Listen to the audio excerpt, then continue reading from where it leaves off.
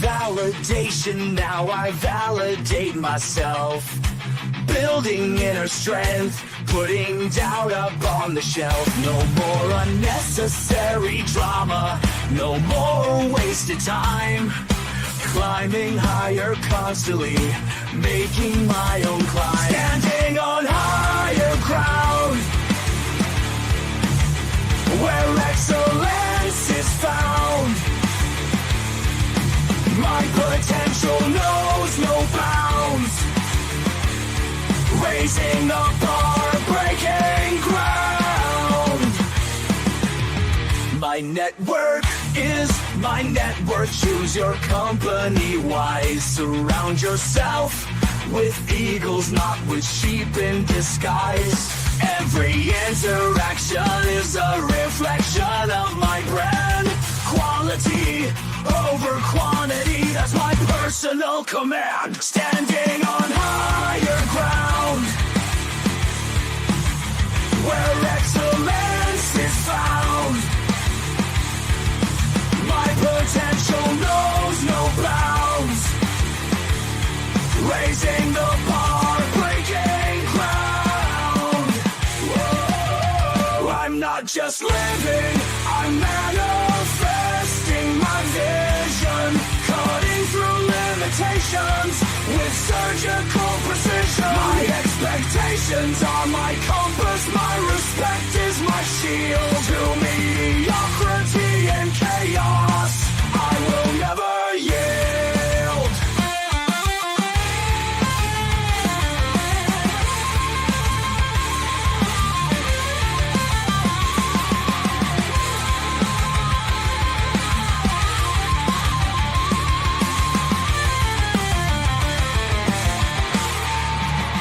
I'm not just living, I'm manifesting my vision. Cutting through limitations with surgical precision. My expectations are my compass, my respect is my shield. To mediocrity and chaos, I will never yield.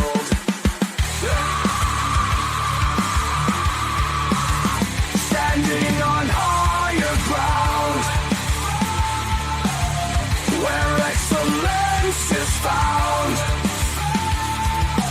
My potential knows no bounds.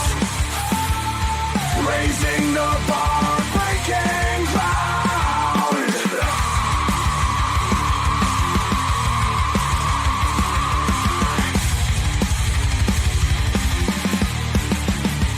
I'm not just living, I'm manifesting my vision. Cutting through limitations with surgical precision. My expectations are my compass, my respect is my shield. To mediocrity and chaos, I will never yield. Ooh.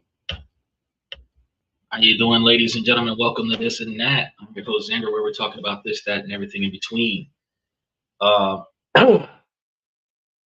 We're on Sunday. We made it. It was a mission, but we got here. Special shout out to Steven. Steven, I know that you were telling me earlier in the membership, you were giving me some information about because you've seen the asymmetric risk video, the short that I had put out. And I know a lot of people are popping in right now because they've seen that asymmetric short that came out earlier today. And he mentioned that that he's been trying to run that single route, but he's rethinking his position as it stands. And, I reminded Steven, I'm like, hey, the calculating your asymmetric risk in a relationship is not about being single. It's not about avoiding happiness for the sake of financial growth. What it's about is calculating and evaluating the return on your investment. Not all the time is the return on your investment actual capital gains, but when you're in a relationship, a romantic relationship, you're in a situation where you're investing in this relationship some kind of way. For men, it's more often than not financially. We put in physical labor and financial resources into the relationship. But for women, it's less often financial resources. It's more often physical labor and emotional comfort and all of these other things, physical intimacy and everything to that effect. The women provide the childbearing and all this other stuff. Now, relationships have devalued into transactional relationships in modern 2026 in Western culture, specifically because men are giving up so much for the companionship from the woman that it is not a fair trade. Okay. Women want financial stability, men want the companionship. So, since women hold more control and put more value on their desire to get that financial stability, they leverage the desperation of men for that companionship for even more capital gains for the same value of companionship that every woman is offering. Exactly. Stop giving your masculinity away. And that's one of the biggest reasons why that asymmetric risk short is very important, because it's not about saying, oh, don't get into a relationship. No, you should be able to get into one, but you should not sacrifice your masculinity so that you can be in a relationship. Like I told Stephen, I said, look, a lot of men are trading the physical intimacy for their resources and her authority over his resources and his submission to her and her authority just to get the companionship. And the women that are doing this are calling this an equal trade.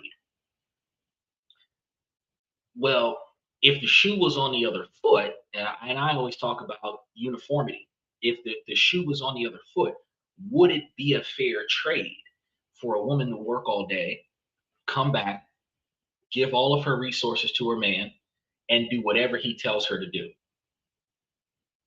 Most women would say no. She worked for what she's got. She deserves to keep it and do whatever she wants with it. So there's no reason to believe that on the current dynamic that we have, that men should submit to their dependent in order to be treated equally. Now, one of the things that I've noticed, because I've talked to some people, he said just to get laid, sex is power. Yeah, that's what men are doing. They're trading it just to get laid. Yeah, they are. Now, the odd part is that I was talking to a guy. I told y'all yesterday. I was talking to a guy yesterday, and he was talking about his wife from the Philippines. And there is somewhat of a matriarchal environment inside of a patriarchal society. And in the Philippines, the women lead the household by going to work, making the money, coming back, taking care of the family, cooking, cleaning, making sure the men have what they need. The men, primarily, their responsibility is to protect the women physically and then do like heavy lifting that the women can't do. But beyond that, the women actually put so much effort into catering to the men.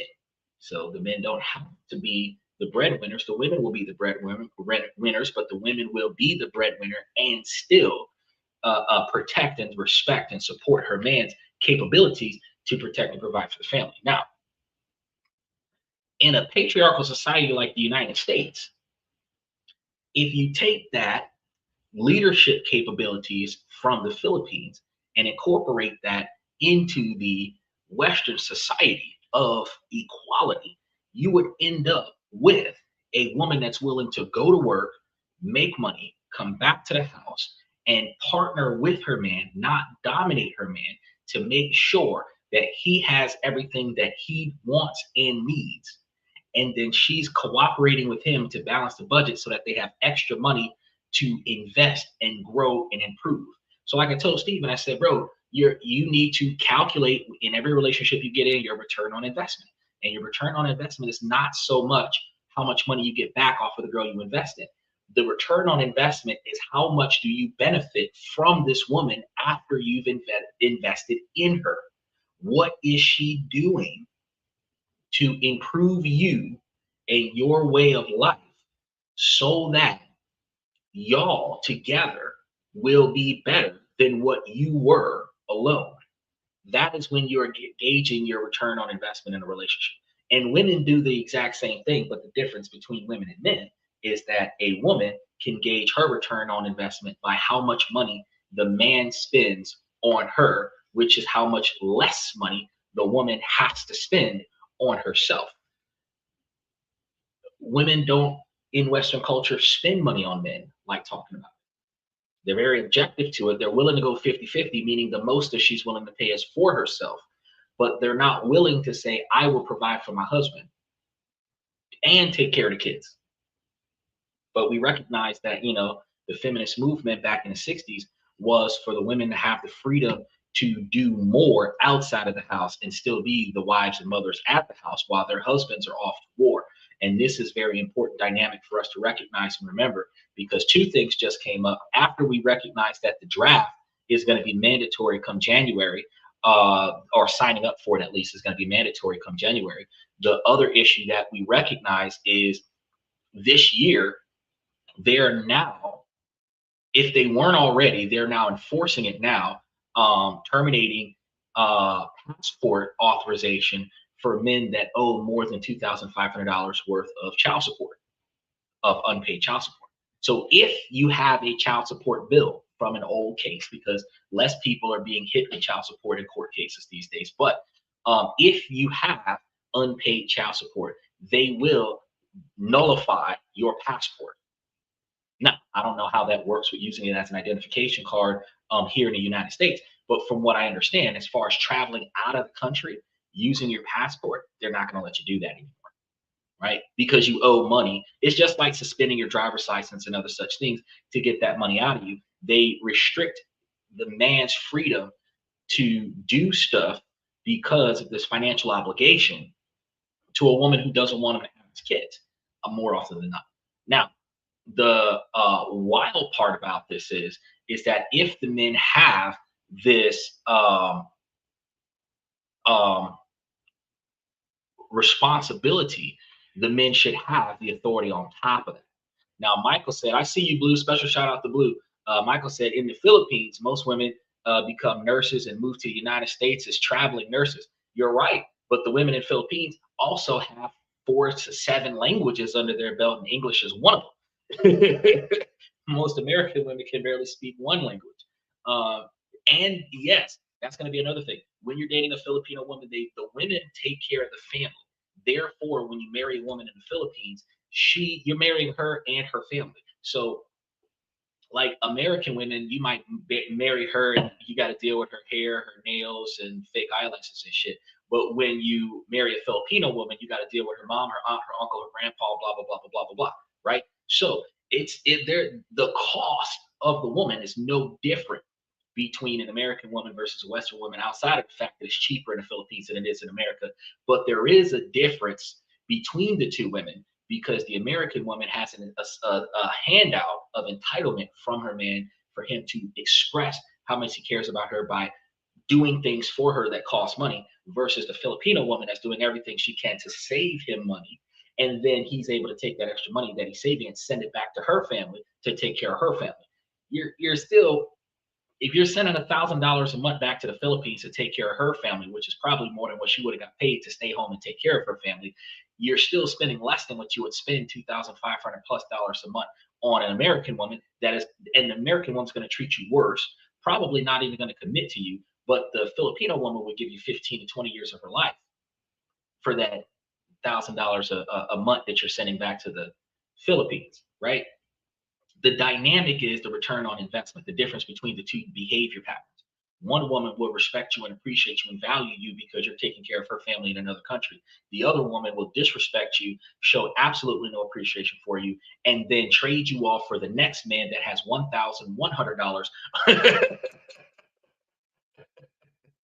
which means you got to keep up with the Joneses and add inflation to beat out the next guy, where she's always dressing up to parade herself in a position to always be attracting other people. Now in America, you got to beat up other dudes because your girl is dressing like she's single, and you got to fight off the other men. In the Philippines, you don't got to deal with all that stuff. You get a different level of dedication. Blue said, appreciate the advice the other night, Unc. was amazing date. I'm glad to hear it. Michael AG2. Yeah, we got sage advice on this platform. We try to tell you guys stuff that we weren't told, that we learned from experience. The wisest men have made some of the dumbest mistakes in their lives. Some of the most successful people in the world have failed more often than the amateurs have ever attempted. So we have to recognize that all the way around, we're in a position where we cannot just ignore the words from those that came before us these days, because I know a lot of times, like, the women don't want to hear certain things when what a man's got to say. But let's be real. If a guy is telling you ways to make yourself more successful in whatever it is that you're trying to accomplish, it makes more sense for you, male or female, to listen to those men, because those men know what they're talking about. Especially when a man's talking about what he wants. And since a lot of men are predictable, it's always better to he said we're sending back postcards and pictures, no money. Well, Stephen, that's going to be a cultural thing. When it comes down to the Filipino women take care of their families. That's going to be the brothers, that's going to be the fathers, that's going to be the uncles. The Filipino women take care of the men in the family, right? The men protect and provide. And I got to figure out how do we explain the fact of the provision, since the women are out there in a matriarchal environment, getting the money and bringing it back, and then doing for the men. But I mean, the men are going to be the sword and shield for the women. So when the women are actually truly in danger, the man puts his life and his freedom on the line to protect his women and his children, right? Now, since this is a cultural upbringing, a Filipino woman is raised from birth to note, go make money and bring it back to take care of family. Now, if you want this successful woman, it's almost like in Africa where you're offering a number of cows for the woman as a wife, as a dowry. It's like, look, they don't officially have dowries, but if she is providing $700 or $800 a month worth of income to take care of this family, and you're removing this income source from the family to be your wife, you can't just say, well, fuck her family, I'm out, right? It's like, look, this is what she was bringing in for you guys. I'll provide this much. Take her off your hands. You guys figure it out from here. Now, that type of dynamic, the family isn't losing a financial source. You're gaining a wife. The return on investment is that she's going to work for you as a diligent wife to make sure that you have most of the things that you need within reason, as long as her family's getting what they're supposed to be getting, so that she doesn't have to be there.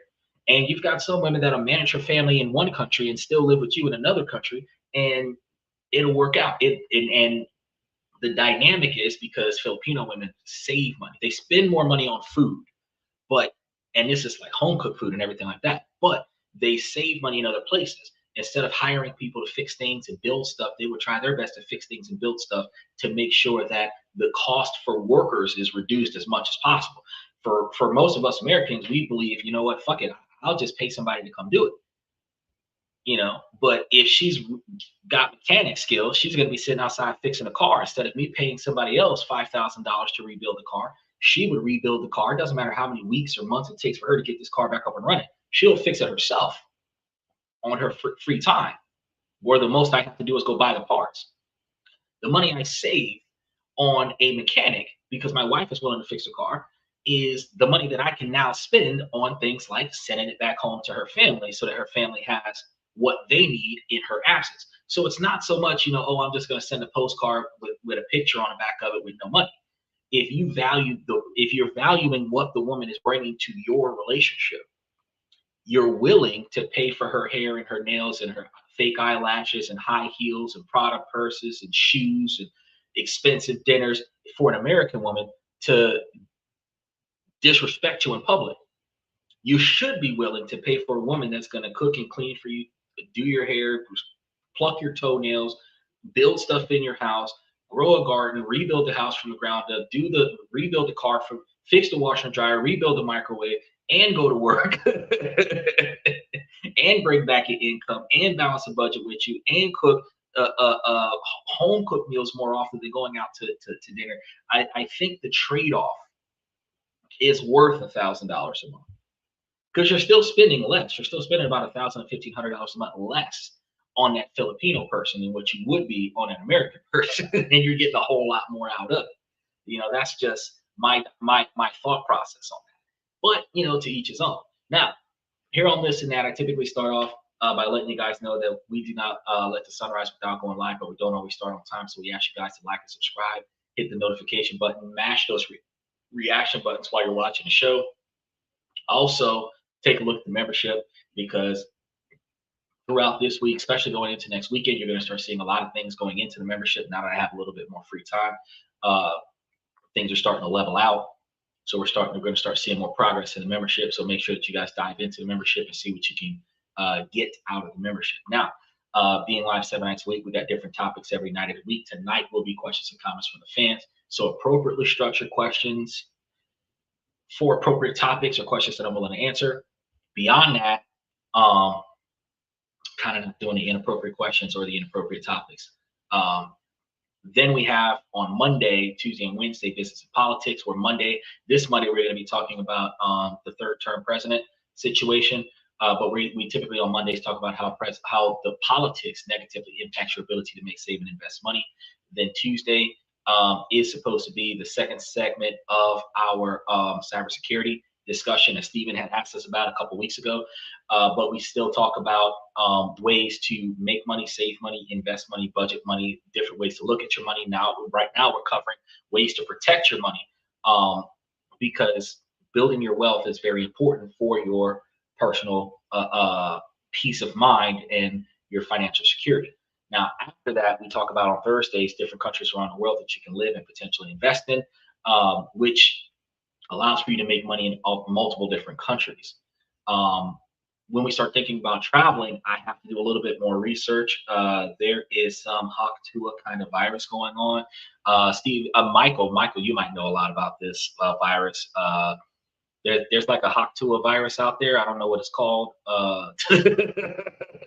I'll call it a Haktua virus, but there's some kind of virus going on somewhere, and I haven't gotten the details about it, but some individuals might have travel restrictions as a result of this virus. So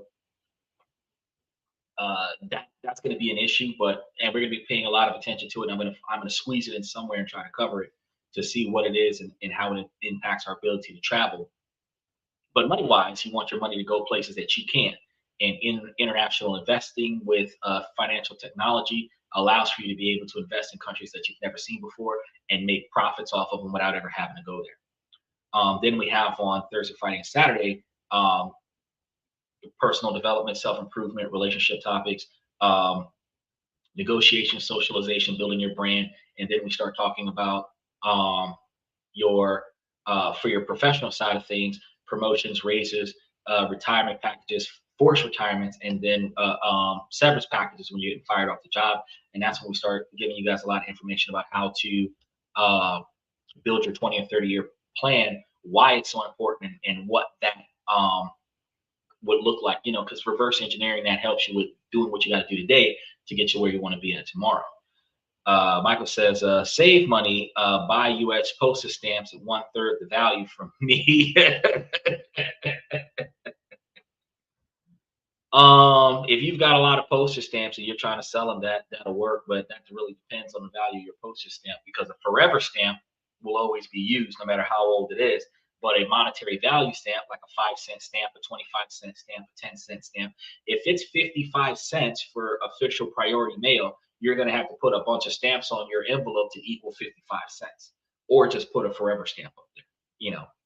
Most people buy forever stamps, but if you got some old school stamps that you want to sell to folks, hey, I don't know. But it's more about figuring out where you want to be at in life and how you're going to get there, because you will find certain things are easier to access than others. Certain things require certifications, certain things require registration, certain things require certain types of backgrounds. and you have to see if you even qualify when it starts talking about a background. A background is a history, and you have to see if the history has already been created or if you can create that history, because you have two types of backgrounds that they look at. The background of success, which is something that you can start building at any time, and a background of failure, where if you've already made that mistake, you're disqualified from this position, right? So don't even try. So, for example, um, if you've got a felony, you might not qualify for the FBI. You might not even qualify for police academy. You might want to be a cop at 18, 19, 20 years old. You might want to join the force at 22, 23 years old. But if you got a felony at 16 for something stupid with your friends, you do the background check on yourself before you start putting all this money on trying to do this particular activity, and you will come to find, hey, I don't qualify for this, right? Because you can do whatever it is that you want to do in life until the limitations from someone else that has more control over the outcome of your situation prevents you from doing that. And their limitations is your social status, your financial status, your criminal background, all of these things that changes the way you are seen by society, and then change the way you're being accepted by society. Like, for example, individuals that get they're on the offender list for whatever. It doesn't matter if you were 18 with a 16-year-old, or if you thought she was 22 in the club and she turned out to be 17 and a half. It doesn't matter if it was consensual or non-consensual. What matters is that you're on that list. Once you get on that list, the decisions that you're allowed to make now are completely changed. Where you live is compromised. What kind of job you get is compromised. There's no going back on it. For the rest of your life, you're limited by being involved in that scenario. So before you get into that scenario, you have to make certain decisions to prevent yourself from going down the wrong path. This is one of the reasons why I talk to you guys about your decision-making skills, because in the moment, it might seem like a good thing to do. You only live once, but the consequences of your actions will last longer than the benefit or the thrill or the dopamine hit from performing the action itself. The longest time you might have in the thrill of the moment might be a few hours. The consequences of that action might be the rest of your life, 20, 30 years, 40, 50 years. It might be a 20-year prison stint. Like 15-minute thrill for Mystical ended up in prison 2 different times. He spent 10 years for one night where he only had like probably 20 or 30 minutes worth of actual gratification. And then he spent 10 years in prison after that, each time. So you got to ask yourself, is it really worth it, right? Michael said, bought over $1,000 of U.S. postage stamps for $50, all unused. Well, that's good. Cut the stamps off of old envelopes, remove the lines through them that show that they were used carefully, making them look new again. And then reuse them. At an estate sale. Oh, okay. I need to check out an estate sale. Yeah, estate sales, they have estate sales all over the place. They don't sell the same thing twice. It's whatever's up for sale from whoever died. And it's only going to be available that day. So whatever gets bought, and whatever doesn't get bought probably gets thrown away. So if you're planning on going to estate sales, you have to have a budget. How much you're willing to spend for certain stuff, or what's the most money you're going to spend at this estate sale. Go to the estate sale and then start selecting things. Another way that you can do it, because some estate sales have auctions and stuff like that online. You can check websites for estate sales and then see what objects are pending, because they can advance advertise the auction date to let you know like what's up for grabs, so that you can get your money together to get out there. You might find some estate sales that advertise up to 2 to 3 weeks before the actual auction date. Some, they just tell you when the estate sale is, and then whatever's for sale that day, it's for sale. But you got to figure out like what kind of money you want to bring over there to get it. They said, if I went, I would just buy stuff to flip. I don't need any more stuff. But that's what Michael does. That's exactly what Michael does. Michael goes to estate sales to find things of value that are worth more than what they're being sold, because everything is being short sold from a third party. And then you will find yourself being able to buy those things at a completely low price, and then since you have time, all the time in the world, you put it up for sale, and whenever somebody comes and buys it, you get to resell it, and you can resell it on a plenty of different things. OfferUp, Facebook Marketplace, eBay, all these other different places where you can post your stuff up, and whenever somebody calls you for it and says, "Hey, I'm looking for X, Y, Z," boom, you sold it. If you only buy enough stuff where you can store it at your house, you don't have to pay for storage. He said go to estatesales.com. You can find that picking it up today and selling it next month, you start making profits next month. If you're going to estate sales every few days or every week, like Michael's doing, you're picking up stuff on a regular basis. You have a large inventory of stuff. If stuff starts selling next month, it doesn't matter what's sold. What matters is that stuff is selling. And if it's selling for more than what you bought it for, bought something for $1, sold it for $100, bought something for $50, sell it for $1,000. I mean, if he bought $1,000 worth of stamps for $50, he could sell $1,000 worth of stamps for $750 and unused stamps, and he would still be turning over a $700 profit while he's still undercutting the market on the stamps. See, so that's how you were able to get your value out of it. And you know, estate sales have no limit to the stuff that they sell. You know, anything, cars, antiques, paper products, and everything that whatever you could think of that a person with stuff would have. Chairs, furniture, whatever it is, refrigerators, whatever it is up for sale. So you got to understand, it is what it is. So, you know, likewise, like I said, I would take a look at that, but you got to put your money aside and see, well, I'm going to budget for this, and then I'm going to use this as one of my investment platforms. I'm going to invest maybe $500 on each estate sale that I go to, and then, you know, sell that stuff before I buy some more stuff. Use the profits from the stuff that I sell to go and buy other things. You can do that. You can do that. That way you've made back your $500 principal, and you're using the profits from your principal to continue to reinvest in the inventory. That's one way to do it. He said, whatever you live with. Yep, whatever you live with is for sale. So special shout out to Jenna and Jen Taylor. So he says, sometimes Sunday, I may take a sack full of quarters. Oh, a sack full of quarters. Okay. You take a sack full of quarters out there and just start buying stuff, huh? Well, it is what it is. Oh, a sock full of quarters. Sack. Yeah. You know, anything like a Corona bag full of change, whatever it is, and you go out there and you make it happen. So every time you break $1 at the grocery store, you put the change in your Corona bag, and then whenever your Corona bag's full, you go to an estate sale. Few knickknacks here and there, whatever sells. You know, that's kind of one good way to budget yourself for it, because you're not trying to build a business off of this. You're trying to get you a little bit of side hustle.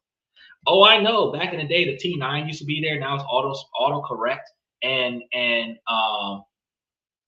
auto prediction as well to finish your sentences for you. So they'll change the way you spell the word, and you got to delete it like 8 times sometimes and try to put it back in there.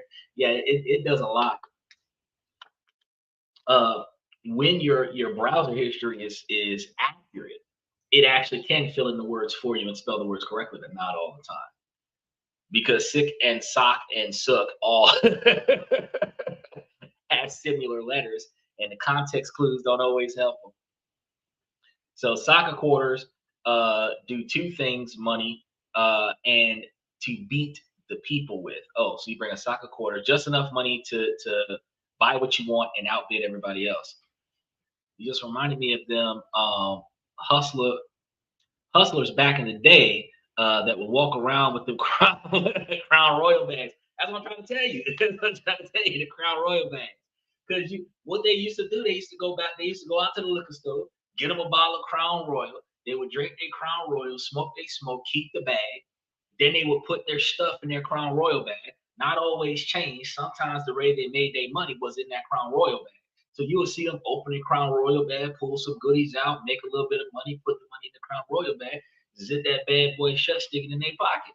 They have a Crown. Some of them had a Crown Royal bag tied to their belt loop, hanging off their pants. You know, back in the day when we used to do what we had to do to make money. You know, now I'm telling you guys legal ways to make money. But now today we got a few. We don't have a lot today, but we have a few questions and comments from the fans. So if y'all got questions on top of the questions we're gonna listen to, we go ahead and run through these, see what these people have to say. Most of them don't make sense, and I'm gonna help you guys make it make sense. Use these as tools to learn from, because you learn from other people's mistakes. And then, you know, feel free to chime in with your own personal opinions as well. Let's go ahead and get started with the first one here. I don't love my girlfriend at all, but she's likely my only option. I didn't lose my virginity until 33, and I learned my girlfriend cheats. How to learn to live with it. I really despise this. I'm beginning to no longer see her as human. That's how much I hate it. I don't. That was. Is it better to learn from your own mistakes? No, it's better for you to learn from the mistakes of others. And the reason why it's better for you to learn from the mistakes of others is because you do not have to experience the collateral damage from making a mistake. He's an incel? No. Okay, people misuse that word incel. He is in a relationship where his girlfriend's cheating on him, but he doesn't have enough value in himself to get out of the relationship. An incel would be an individual who couldn't get into a relationship, one who could not find a person to choose him, right? Not the same. So he might have a level of depression, he might have low self-esteem, but he clearly recognizes that he has a woman that doesn't value him as much as he thought he valued her. Now, men misguide their first sex was at what age? 33. Doesn't make him an incel though, because you got to understand, you got some people that go starting out. They got guys that go to boys only schools. Then if you got strict families, you have boys only schools and no social life. You're like 18 to 20, go to college. You're again built on the structure of certain types of financial success. Finish college, then you start looking for a relationship. You might be in your 30s when you get into your first relationship. It doesn't make you an incel. That makes you not paying attention to the opposite sex and hooking up for whatever's going on. So freeze frame. I mean, you got to think about there's so many things that happens in a person's life that could distract them from primal desire, right? Because like I said, if you're growing up in a strict family, they want you to be successful. They've got you doing all of these extracurricular activities. You're going to an all-boys school. You don't have time to pay attention to girls. You don't have time to find the value in interacting with girls. And if you don't have dirty friends around you showing you all kinds of pornography or anything like that, you don't have any desire to experience that. So you don't want what you've never had. And if you've never had it, you don't know what you're missing, right? So if you're not focused on that because you're focused on other stuff, that is the least of your concerns. So if it happens at 33, then once it happens, now you're like, oh man, you know, I want this, I need this, whatever, right? But in that dynamic, some men find the desperation of the one woman that I got, I'm trying to keep her because I don't know if I'll find another because of my age. Well, you're 33. At 43, you're going to be more valuable as a man. 53, you're going to be more valuable as a man. So while you might have started late, and because you're 33, you're not going to be able to run through all the 20-year-olds the way you would have had you started off when you were like 18, 19, 20. But at 33, you can still get it in as often as you make time, because at 33, you should have a full-time job. But at 33, you should also be trying to get your life together, and you should be trying to find the right woman to settle down with, because you want that person to be there with you when your junk no longer works, right? That's the part that people don't pay attention to. You've got a girl that's cheating on you right now, She doesn't hold the value in you. You should replace her and get somebody else. Um, and you said cheats plural, right? Which means that she didn't cheat on you once. She cheated on you and she's still cheating on you. And every time you find out that she's cheating on you, you guys stay together. No. Part of her value is her virtue. And if she's not maintaining that, she's not maintaining this relationship. A man's virtue has no merit in a woman's expectations for a man's financial value. The only merit she has in the man's virtue is that he doesn't get another woman pregnant so that his financial value is not divided between two households. So how many bodies a man has is irrelevant, because for a woman, it's how much money a man makes, and don't split that money with other households. She's better off to replace him? I disagree. He's better off to replace her. And reason being, if she can sleep with whoever she wants and still get the financial security from the guy that she's with, she's got the best of both worlds.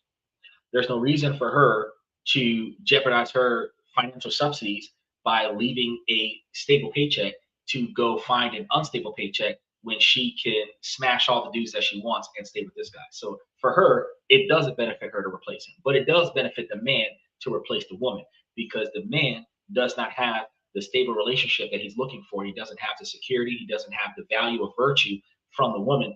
He doesn't have the respect from the woman. And what is she contributing to this relationship? Which means he benefits to leave. She doesn't benefit to leave.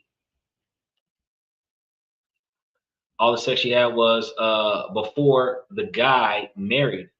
No, the guy claims that he's with this girl and he is pissed off because she's continuously cheating on him. And he's trying to stay with her in spite of all the cheating. Fact is that if she's cheating on him multiple times, even if she cheated on him once, the fact is that her value in him is gone for her to cheat on him with somebody else, because women choose whether or not to have sex when it is consensual. The men don't have that choice. Okay? So the men put up the offer. The women accept the offer. And since the women accept the offer, in order for a woman to sleep with another man, the woman has to accept that other man. But she has to accept that other man on her standards, whatever her standards are. And her standards should be equivalent to her husband, which still means that if she's cheating, whether she's dating him or married to him, if she's cheating, she is still finding value in another man of equal to or more than the value that she has in her man, that she's willing to sleep with other men while she's still with this guy. Steven says, if a woman steps out one time, it's over. Thank you. Logic. Steven's bringing logic. Michael's bringing devil's advocate, but Steven's bringing logic. Are they married? I think he said that he was married to her. He's either married to her or dating, but it doesn't. But does marriage really matter in that dynamic? Does it really matter? Does marriage hold? Because marriage is a financial contract. So let's look at it. There's two ways that we look at marriage. From the religious perspective, marriage is supposed to be a union of the souls under the eyes of the Lord, which holds a higher moral and ethical connotation to stay together until you both die. Right? That's going to be from the religious side of things when we start talking about marriage.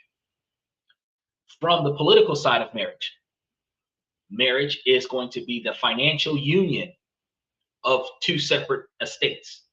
We're going to combine our assets together, and then we're going to make it do what it do. Now,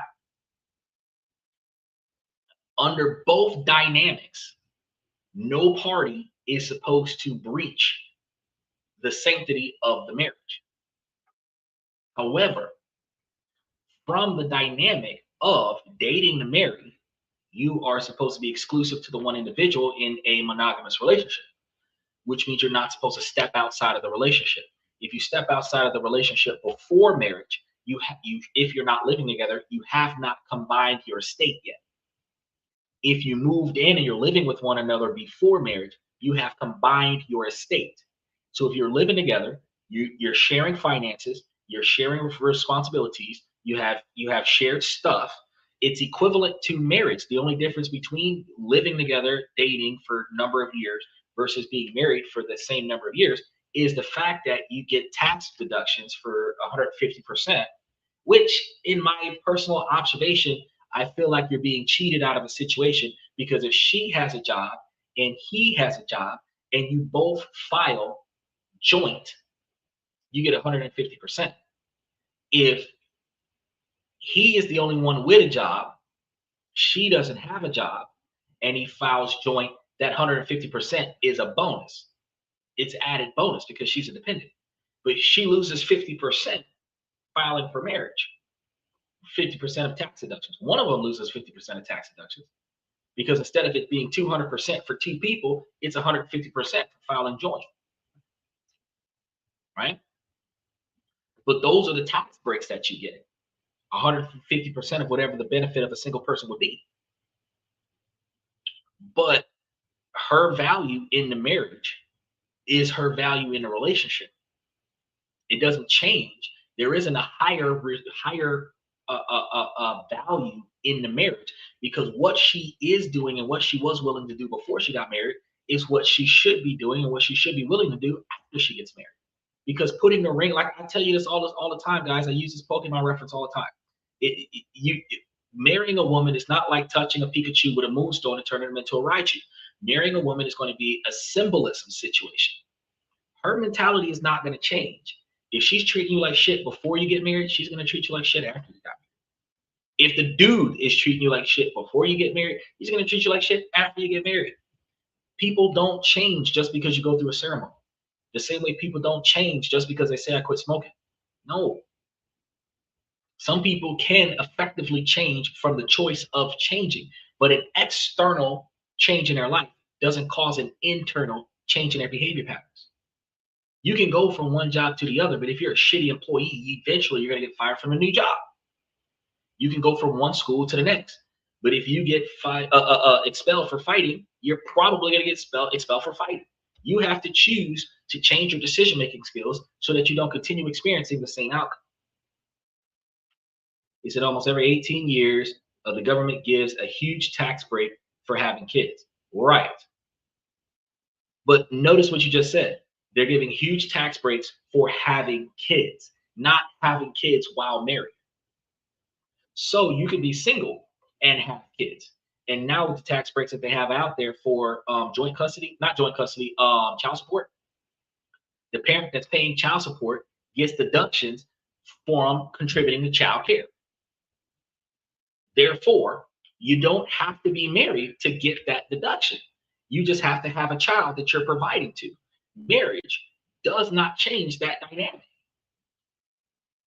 The only thing that changes the dynamic is whether or not the child lives with you, how much money you put towards the kid. That's what it is.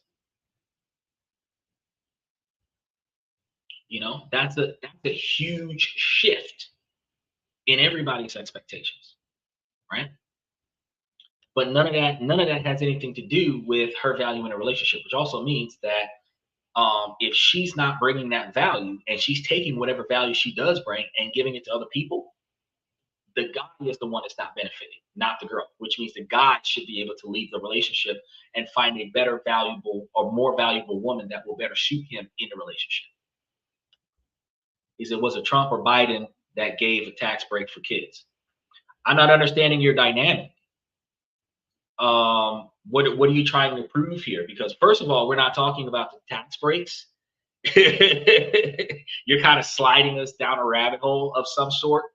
We're talking about the value of a woman in a relationship with a man, which she is cheating on that man, and the difference between it being in a marriage or not in a marriage. So Donald Trump and Joe Biden have no value in that discussion.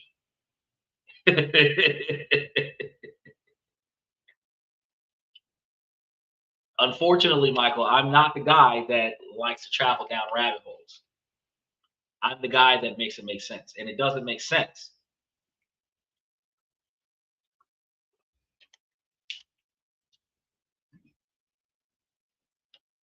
You said go ahead and cheat. I mean, she can go ahead and stay single. She can go ahead and stay single. If she's going to sleep around with other people, she can just go ahead and stay single. There's no reason for her to be in a committed relationship or be in a marriage with a guy that she doesn't value. Right? That's just the key concepts there.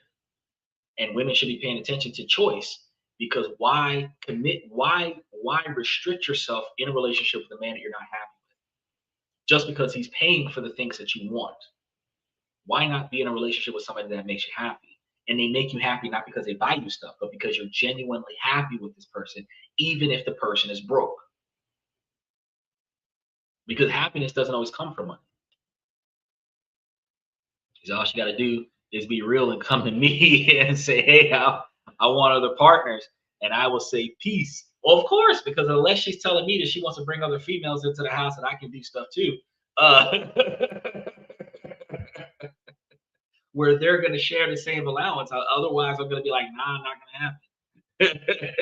She tell me about other dudes, and I'm like, sure, you can go talk to other dudes. But while you're gone, I'm changing the locks, because when you come back, there is no coming back. He said, I wouldn't put up with it. I agree with you, Michael. I shouldn't put up with it either. There's no reason why a man should devalue himself. That's when you start being a simp. That's when you start being an incel. When you allow yourself, when you allow yourself to ongoingly be rejected in your own life by someone else, simply because you don't have the courage or common sense to go find better. Right? You're allowing yourself to be rejected because you don't have the courage to go find better. Right? Let's go ahead and touch base on the next one. I don't like my husband, and I'm being nice by using don't like. I hate him. I'm not sure if he's just not the man I married, or if I was so infatuated and just didn't see it. I am 43 and have been married to him for 14 years now, and he is 54. We are fundamentally very different humans. I feel like I didn't always feel that way, but I don't even like him as a human in general. He is quick to anger, racist, rude, mean. The more I see things online, etc., I think he might be emotionally abusive. He'd never physically hurt me, but he emotionally hurts me pretty much on a daily basis.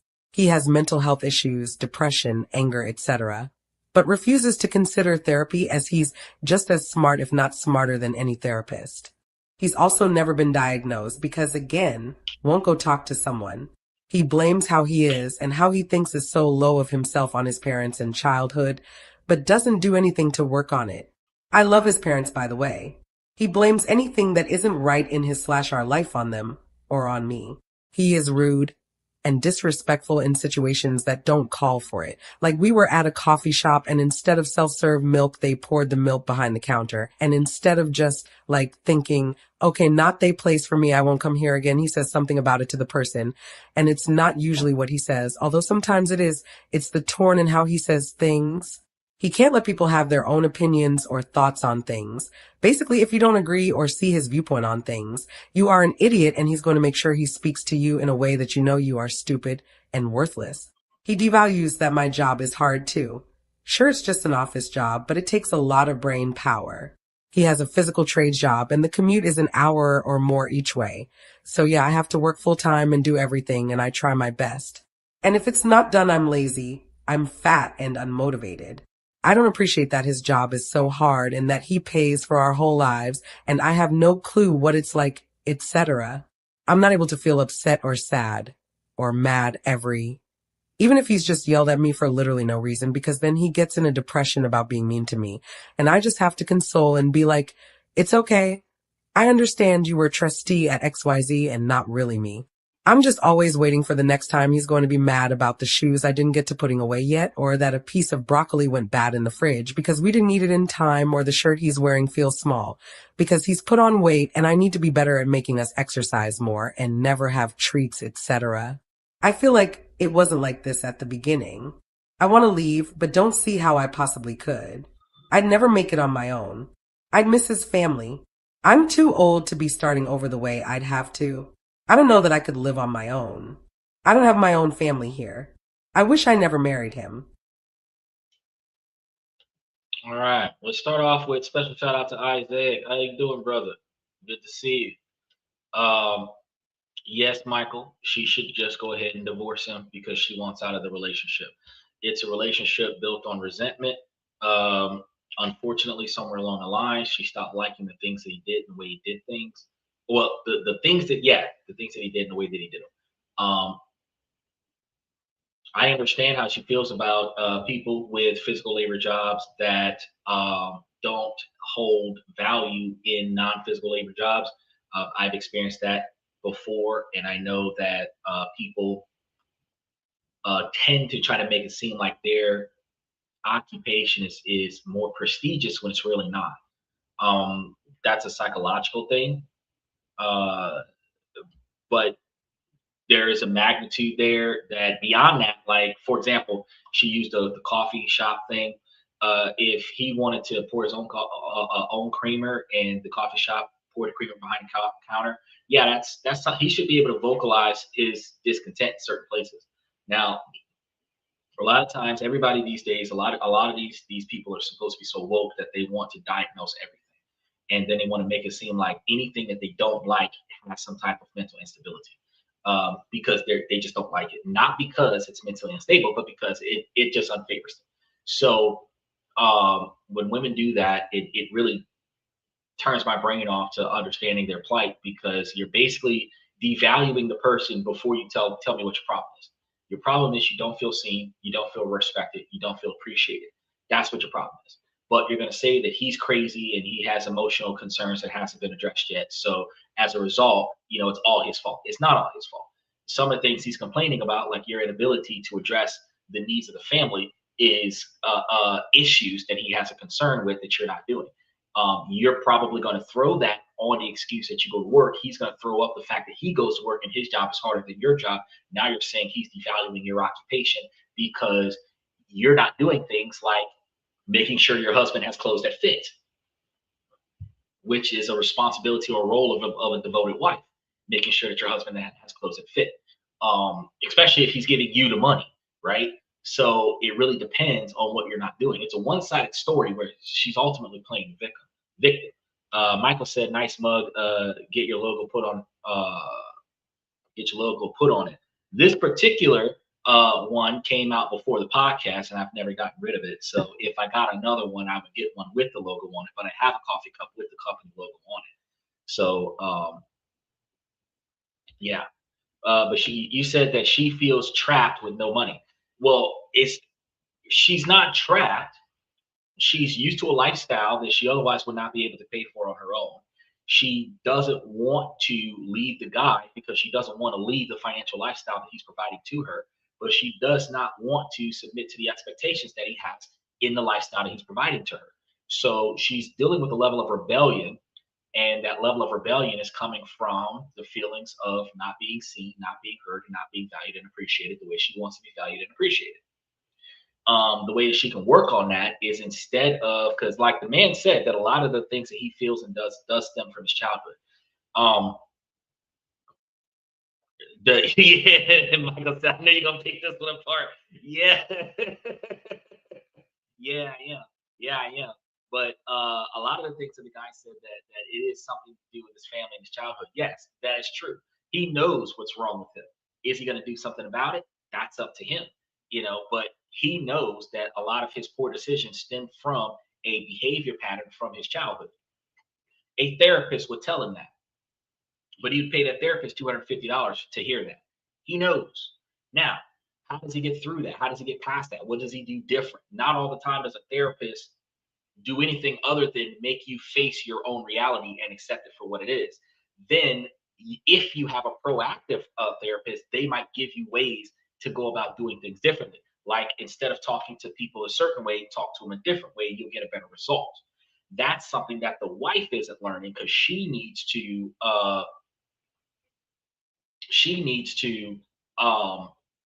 learn how to communicate with her husband.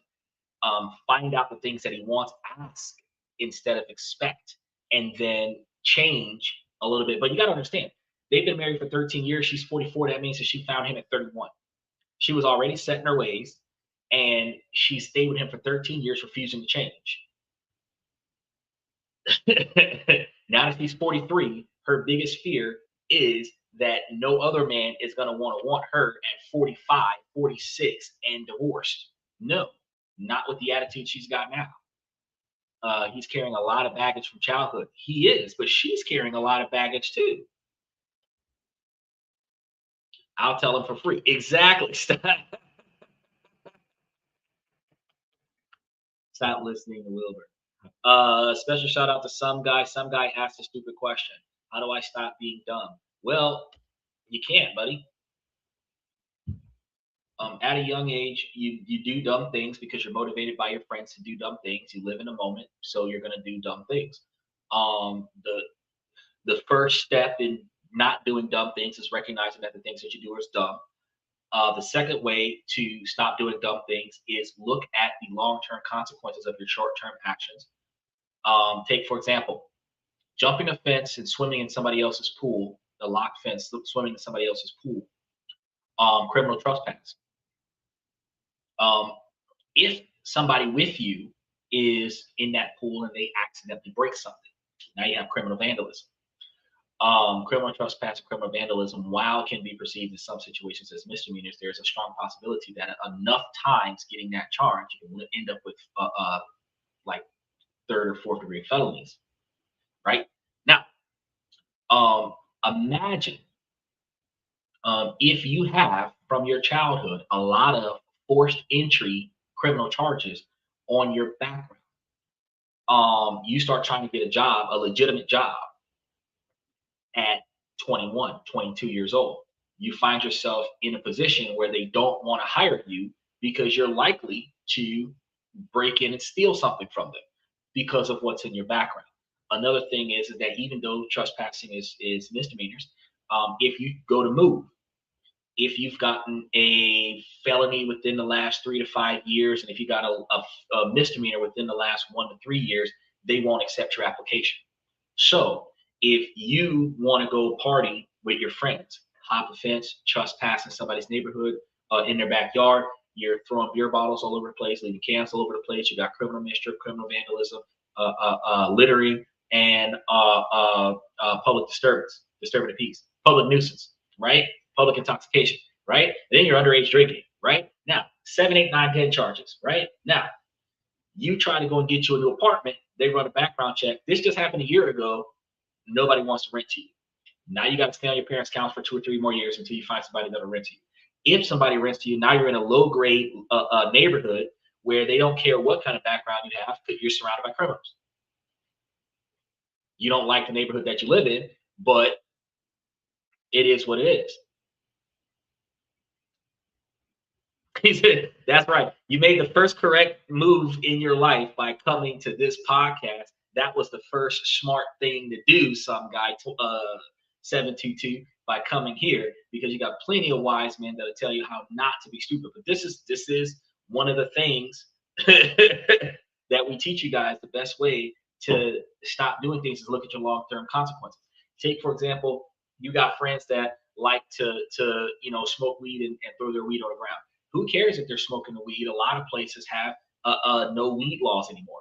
But the fact that he threw the weed on the ground is littering, right? You've got other friends that like to drink in public, right? Who cares if they drink? But when they open the drink in your car, there's an open container. You can start getting felonies and high fines, guilty by association with these people. Your history is something that can never be changed. If you're hanging with somebody that throws stuff out of your car, you can get a littering ticket, right? You need to make sure that when you do things in your life and when you do things with others in your life, that what you're doing today will not negatively impact you in the future. Now, this goes even further with house parties in modern 2026. You go to a house party, you think, oh, in the moment, there's no problem here. But if you're in the background of a photo with somebody doing lines of cocaine off of a minor's chest, you didn't know that that girl was a minor. You're not even involved in that scenario, but you were at a party with minors doing illicit drugs. That photo, or in some situations, a shorts reel, will end up on social media, and you will now, facial recognition, be seen in that type of environment with the observation that you are having a good time in that photo, which means that you involve yourself in that type of environment. Now, You didn't have to get arrested that night.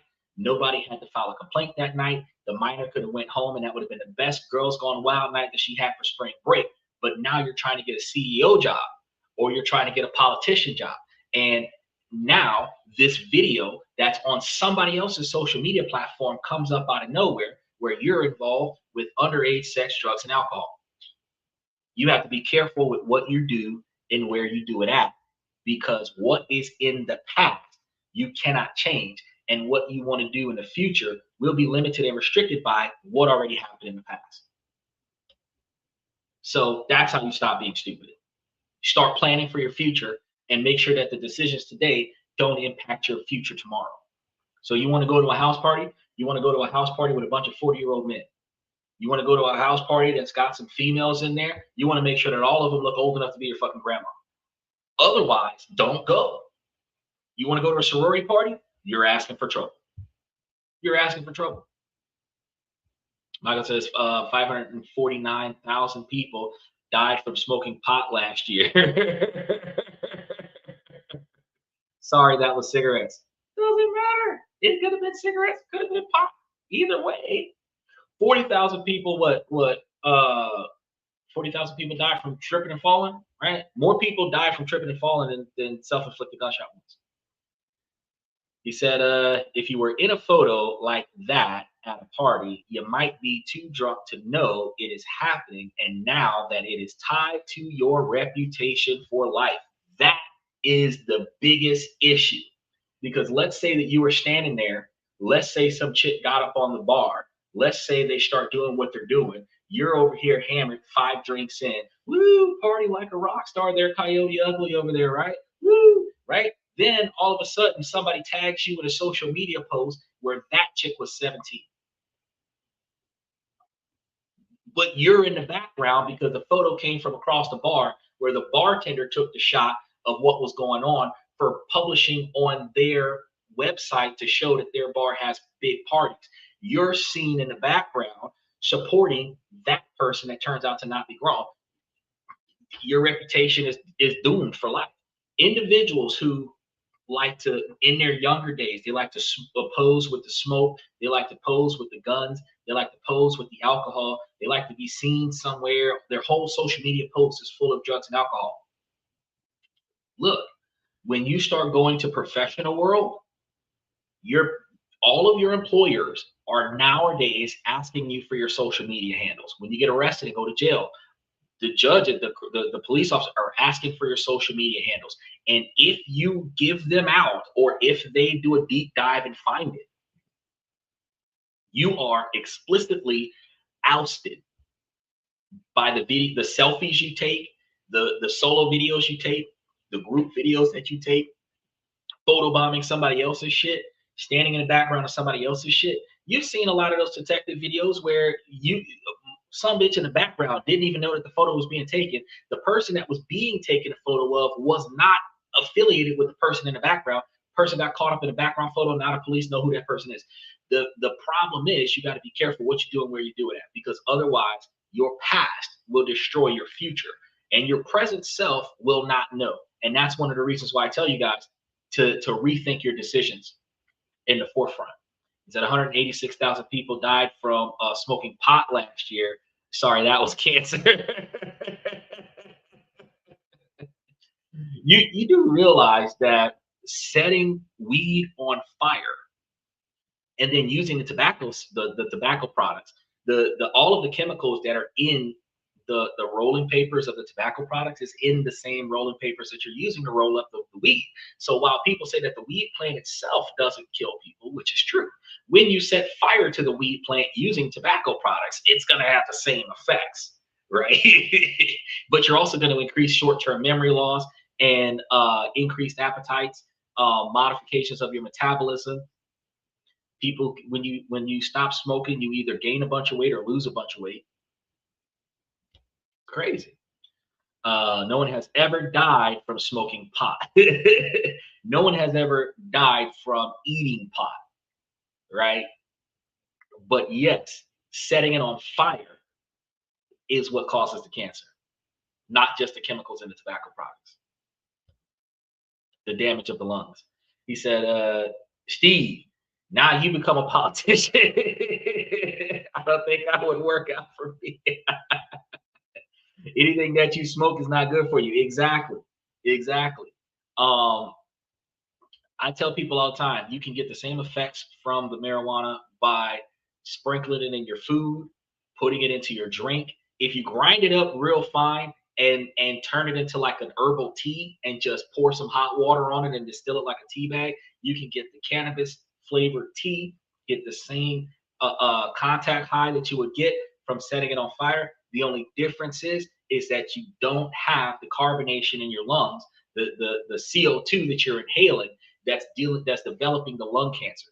You don't have that extreme heat going down your esophagus where the hot smoke is burning your esophagus, damaging your trachea, destroying your voice box, which leads you to having a hole in your throat where they got to put the little microphone to your throat with the hole in your neck to make your voice work. That type of stuff can't be compromised. But if you grind it up, if you liquefy it or whatever the case may be, and then you put it into a drink, you get the liquid CBD oils and pour it into your drink. You can get the same effects and not have the consequences of the smoke.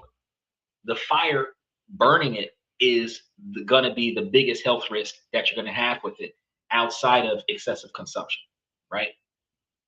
So I'm not going to tell you don't do it. I'm just telling you find a better way to get it done, you know.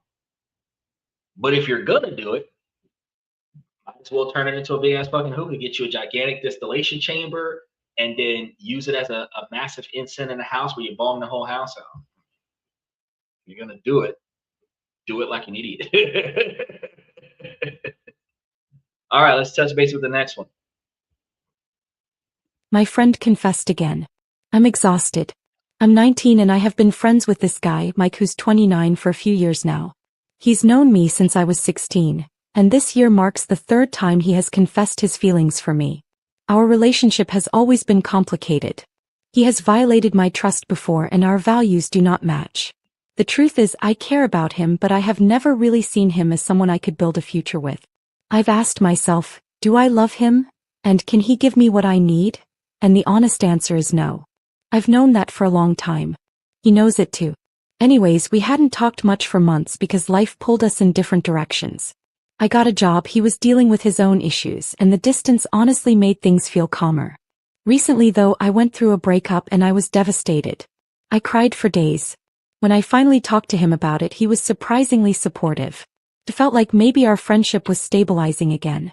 Then the next night at 1 a.m. he just hits me with a text that says, "What are the odds that I ever have your interest in me? I just want to know if I should try or not. If it's closer to 0, I won't try at all and I'll move on." Then he added, "I can't hear you right now, so type it up." I was stunned and blindsided, honestly. He knew about my breakup. He knew I was emotionally wrecked. He knew my values haven't changed. Why ask me now? Why ask me again? So I told him I wasn't in the right state to answer anything. I reminded him that we already tried to logically see if we could work, and that he didn't respect my values back then.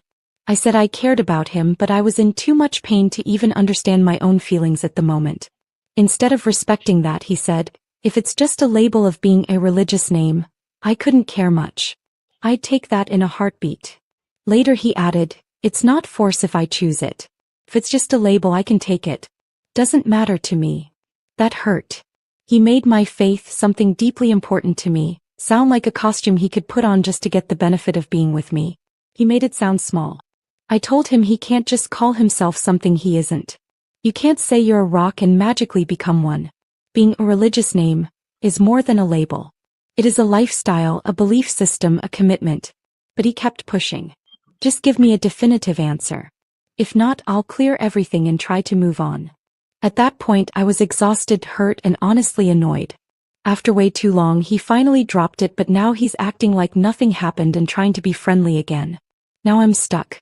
Part of me doesn't want to throw away years of friendship, but another part of me is fed up and feels like I don't want to be his friend anymore. I feel disrespected, pressured, and emotionally drained. I haven't texted his any replies in the last couple days either. I feel like he only listens when it benefits him. He has said he won't bring it up ever again, but honestly I don't care. The damage is already done. So do I walk away? Or how can I try to salvage this? He first confessed when I was 16. Yes, I know it looks bad, but he at the time did say to me that he didn't want a relationship because of my age, he just wanted me to know how he felt. Later he confessed when I was at 18 and this year at 19. Our contact during those years was limited and rocky, so I didn't really connect the dots until now. Seeing it all written out made me realize the pattern wasn't healthy. When I was 18, he took a photo of me while I was asleep without my consent. It was an extremely private moment, and the nature of the picture was a traumatizing volatile. He told me the next day while in tears what he did and that he instantly deleted it. I don't know if he ever deleted it, even though he said he did. At the time, I minimized it because I just couldn't believe I guess someone could do that. I didn't want to believe he would cross that boundary, but he did, and it was a serious breach of trust and safety. I reacted too slowly to things and often let people too close to me when they don't have the best intentions. This incident, combined with the repeated confessions and pressure over the years, is part of why I ultimately chose to end the friendship only moments ago. I should have done it years ago. I sent him a message explaining that the dynamic wasn't balanced, that my boundaries and values weren't respected, and that I couldn't keep being in a situation where I was expected to manage his feelings or give him hope for something that was never going to happen. All right. Let's start off at the top here because Steven said haven't smoked in years, but if I were going to start smoking again, I wouldn't burn a blunt. Yep, I agree with you on that. Michael said move on. That's probably the best thing. I believe that she just did not have the courage to tell him no, but she was never interested.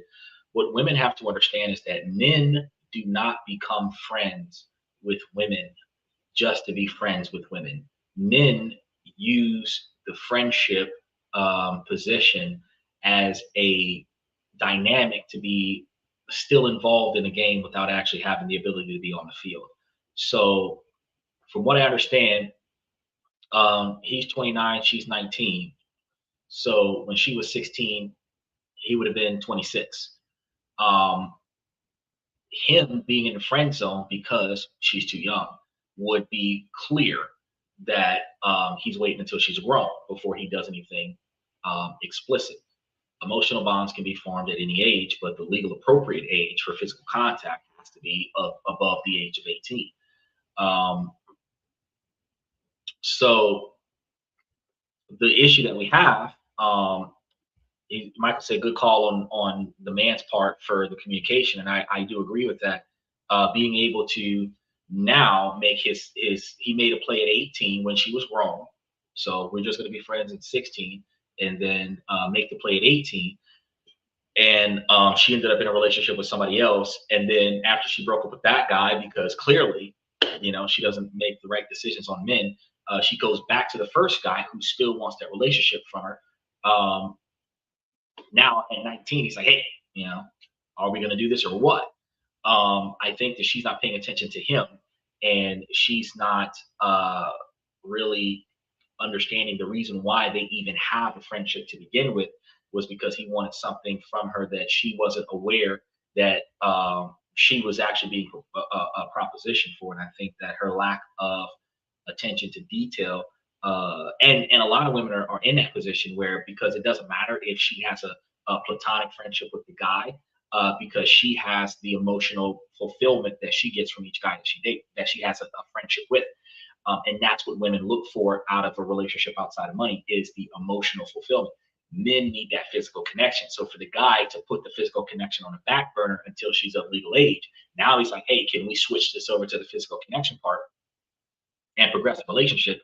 She's kind of like dumbfounded. She should have said no from the gate.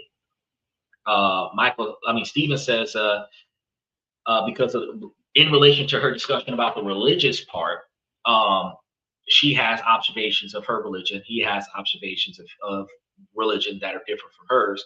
And the conversion idea is one of two things. First and foremost, I'm not going to treat you different because your religious beliefs and my religious beliefs are not the same. The second observation of this is that if I have to start practicing your religion with you to be supportive of your religion, then I am not objective to that. In that dynamic, it's not just a label, but technically it is, because your ability to self-identify as a Christian requires you to do Christian practices. Your self-identification as a Catholic is doing the similar things as Christian, just being a lot more judgmental. You know, you start talking about Buddhists and all of this other stuff. There's certain things that you do as practice. Some go to church, monastery, stuff like that. Some people pray facing the east at certain times of the day. Some people don't work on certain days. Some people don't eat before sunset. You know, all of these things that happen as part of the practice of the religion. Once you learn a new religion, you start practicing that religion. Like if you went to the Philippines and decided to become Muslim, you practice the Muslim religion, get you 5 wives. You can bring all 5 wives back to America because you're Muslim with 5 wives. It's doable. You just have to prove that you have the Muslim religion from the proof of the Muslim practice. And then you bring that Muslim behavior back to America with all your wives. It's doable. So yeah, technically it is kind of a title. She's insulted by that because she doesn't understand the dynamics of society. But like Stephen said, the religious thing, since that's a big deal to her, should be the first thing that she uses as an expectation.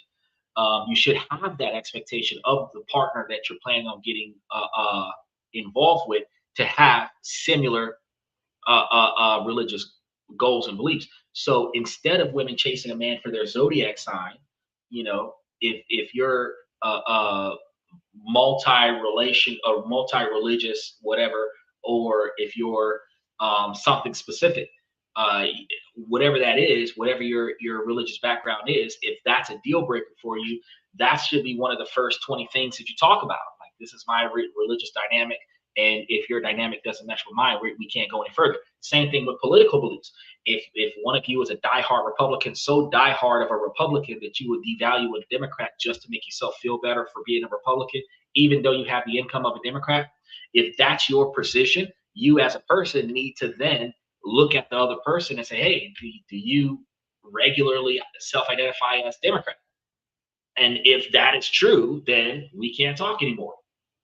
Yeah, we might be able to hang out and watch the game, but I mean, this relationship isn't going to go anywhere because we have different beliefs.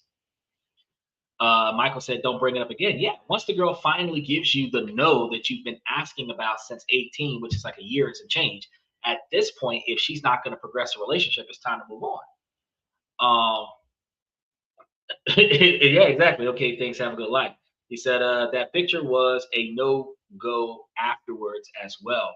So one of the things that women typically do is they shun and shame men for everything that men do when a woman doesn't like the man anymore. However, when it comes down to photos, candid photos, which are photos that are taken without your knowledge or consent, are considered romantic when she likes the photo's outcome, right?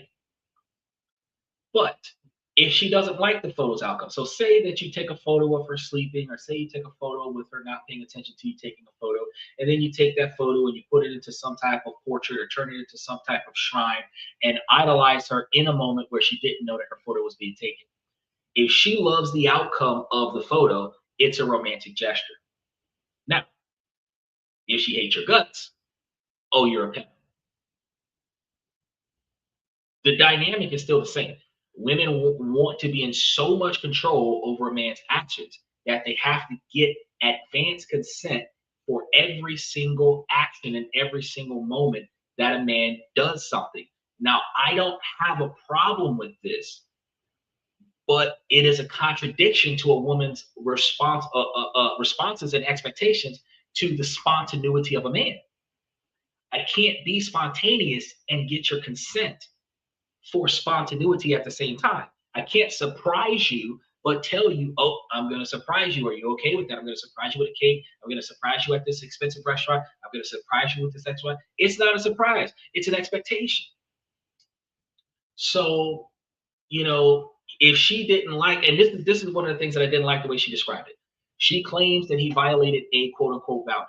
You have to understand, your non-negotiable expectations for behavior should be laid out in the beginning. So I don't like people taking photos of me, period. That's something that's said in the beginning of our engagements with one another. The first time you take a photo of me without asking me if it's okay, that's when I'm going to tell you, hey, I don't really like taking photos. I don't like people taking photos. If you want a photo of me, just come ask me about it. And if I'm in the mood, I'll take it. Now, that sets the boundary. Before that, the person would have never known.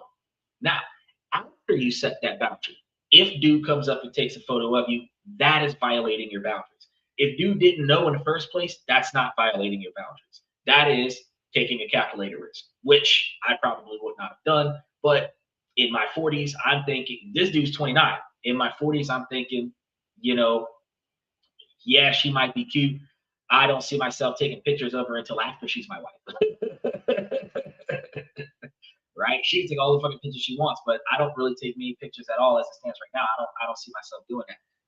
But remember to like and subscribe, guys, and match those reaction buttons along the way. But also the other part about that is she just didn't like his religious views, and then she did not like his ability to like capture the moment. So one of the things that women don't understand is that women have this standard bitch face. Okay. And you don't really like hearing about it, but it's true. Like, you really have this standard bitch face. We accept it.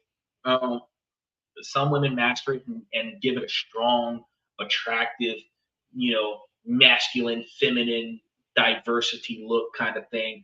But the fact is, you got this resting standard bitch face. And the problem is that when you go to sleep, all of your muscles relax, right? And when all of your muscles relax, you actually have a higher level of attraction, because this is the one time you don't look pissed off. Your eyebrows aren't all crunched up, your face all scrunched up and everything like that.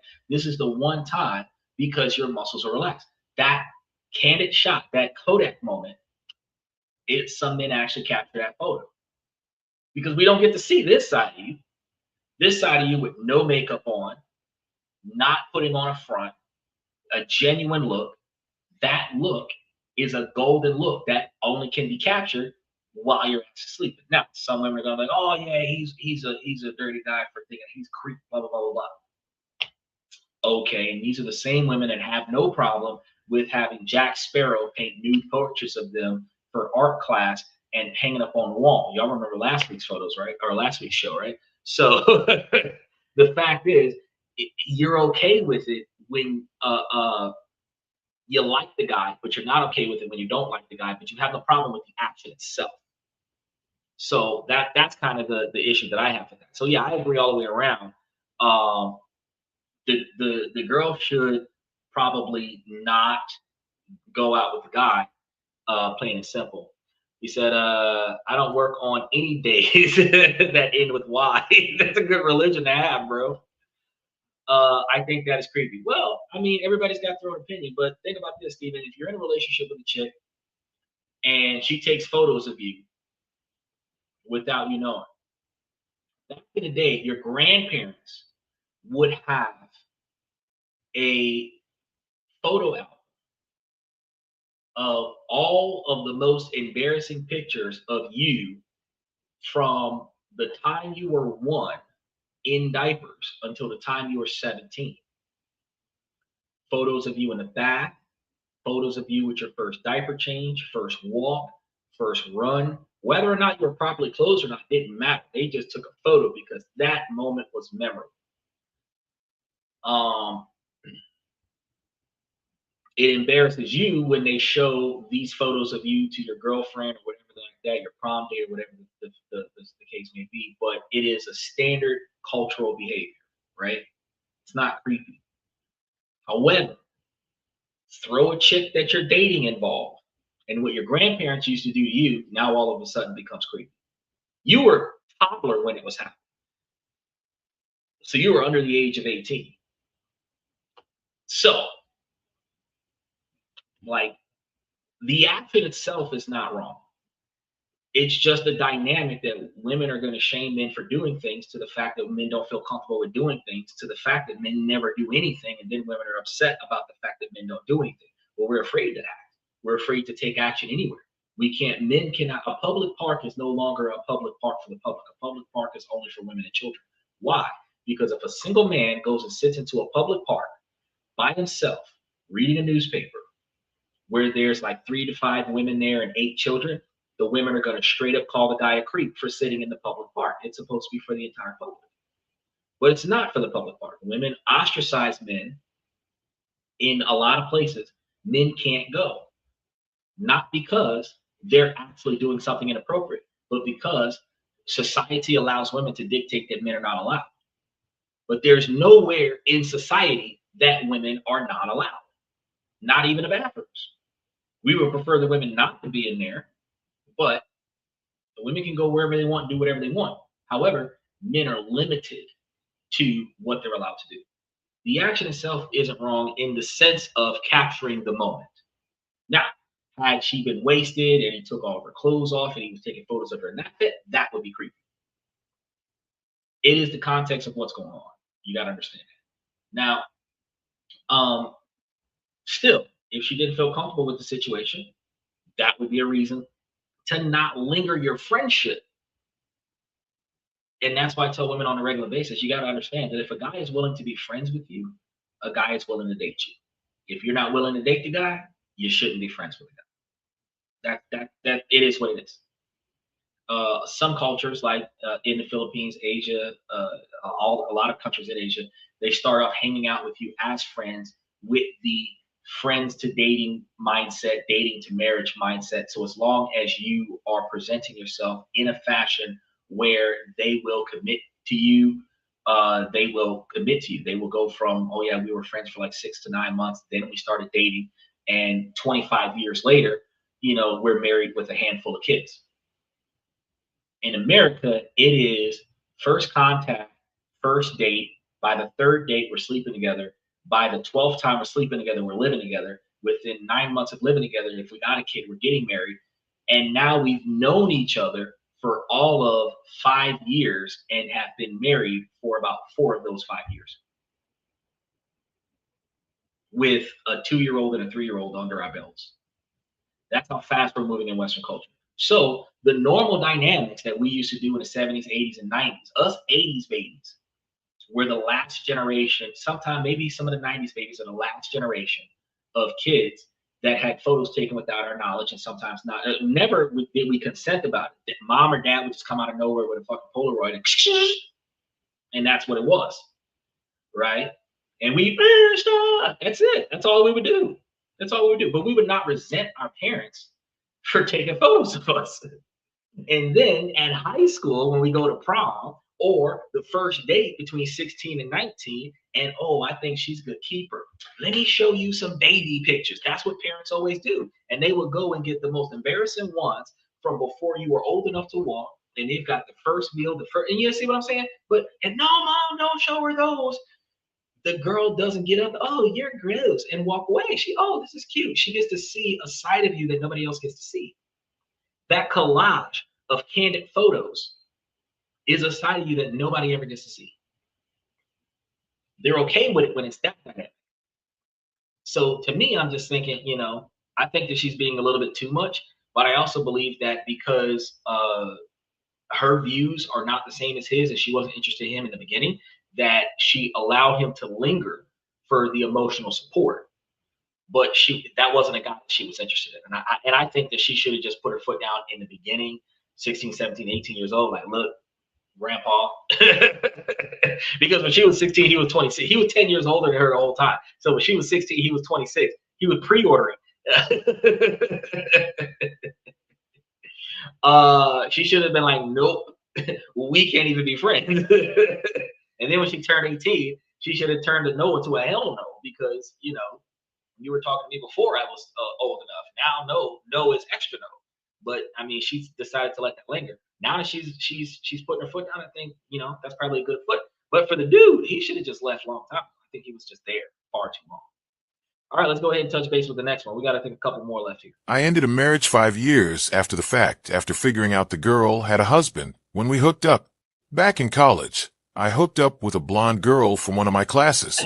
Things moved fast, and we ended up seeing each other a lot. I always felt like something was off, but ignored it. 5 years later, Instagram suggested her profile to me. I noticed she had 4 kids and started scrolling through old posts.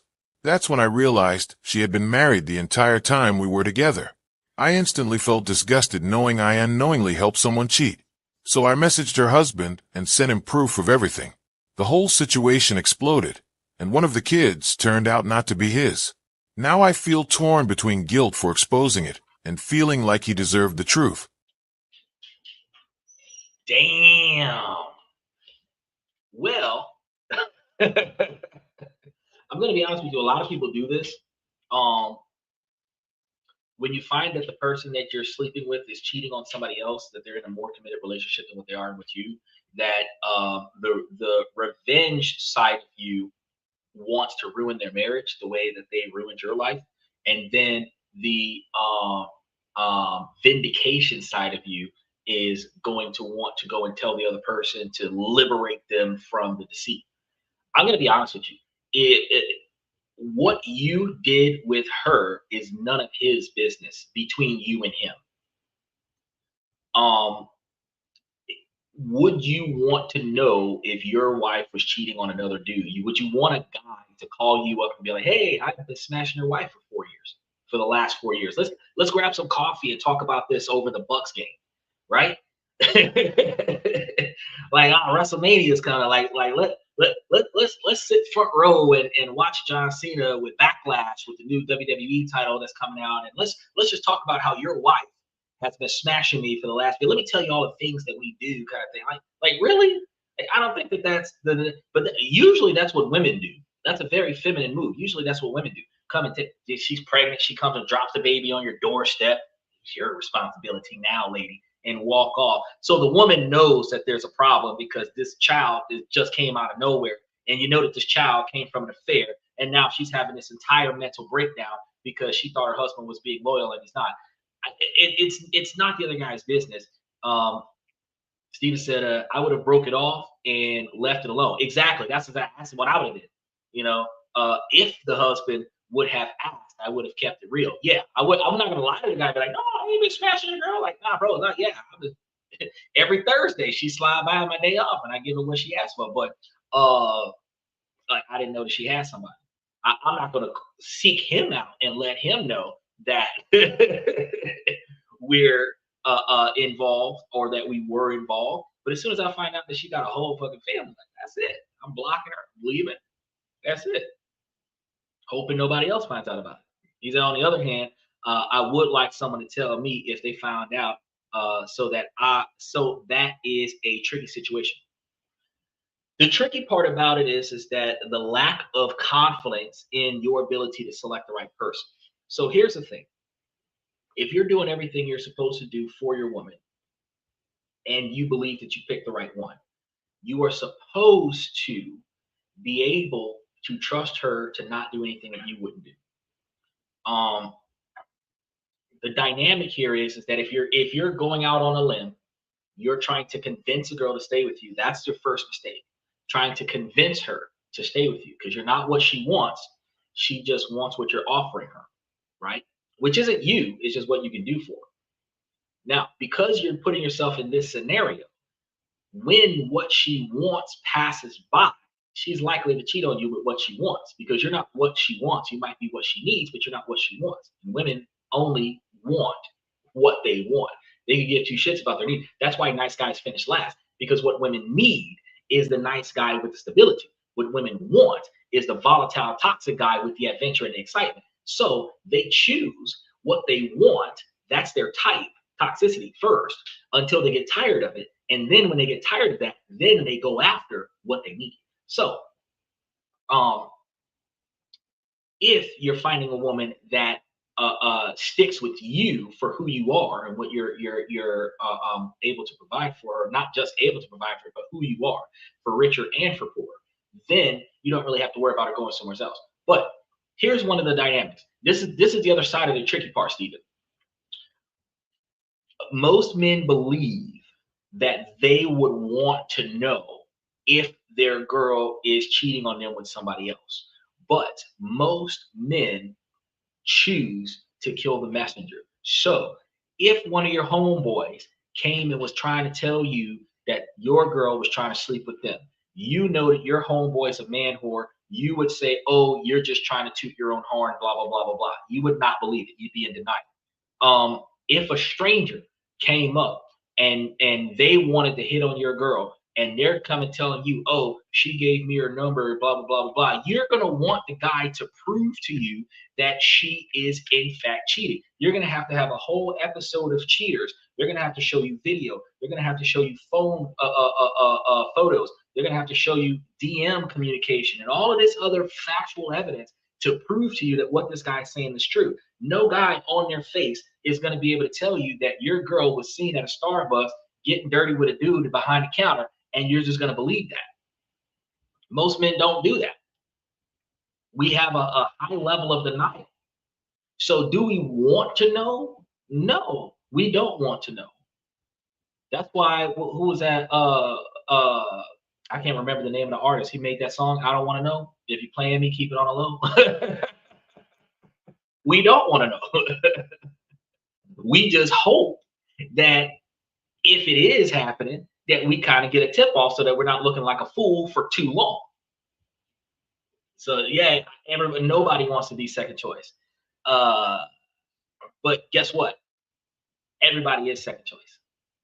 Because her first choice was a guy she was dating when she was 16. Everybody after that is a substitution. You're not going to be the first choice. But I do agree with you that I don't want to be the backup plan to the primary plan 30 choices down the line. I don't want you to settle for me because you can't get what you want. I agree with that. I don't want to be the last best hope. No, I want you to be down for whatever with me because you believe that I can accomplish what I said I was going to accomplish. But I do agree with you. I don't want her to be torn. I don't want this to be a Romeo and Juliet situation, a Hamlet situation where you've got the guy that you want and I'm the guy in the bushes. You kind of want me because of the way I'm saying what I'm saying, but you kind of want him because you think he's got more money than I do, or he looks handsome, so he's taller than I am because I'm 5'6", he's 6'1", whatever. Whatever the dynamic is at the end of the day, if you are confused about which one of us you should get him. I'm going to help you out with that. If we were in a balloon popping scenario and they said you have to pop somebody's balloon, pop. I didn't pop mine already because if you didn't choose me when you walked out, that's all right. That's right. Would I linger in the scenario? No. Steven said, I 100% would like to know if it happens. Oh, no, you wouldn't. No, you wouldn't. Okay, so here's the thing. Curiosity, Schrodinger's cat, curiosity dictates that, yes, you would want to know if she is in fact cheating on you, because if somebody plants a seed that your girlfriend is a whore, you're going to want to find out about that. Yes, but psychologically and emotionally, no, you don't want to know. So if somebody tells you that the girl you're talking to right now in college has another dude, you're not going to believe it. First thing going to come out of your mouth, no way, really? Disbelief, right? The other thing, oh, you're shitting me, dude. Disbelief, right? Prove it. Disbelief. If the girl that you're thinking about talking to in class right now, if another guy in your class comes up and says, I saw her treating another guy in a different class the same way she's treating you in this class, you wouldn't take his information and say, all right, I'm gonna ghost this girl and not talk to her no more. You're gonna need to get that validation first. You need to verify the source of information. You don't believe it on his face. Now, if dude walks up with pictures of the girl kissing another guy, oh yeah, you're satisfied. Like, bro, I seen her making out with the dude that dropped her off today. Look, here's a photo. Yeah, you're satisfied. 100% you would want that.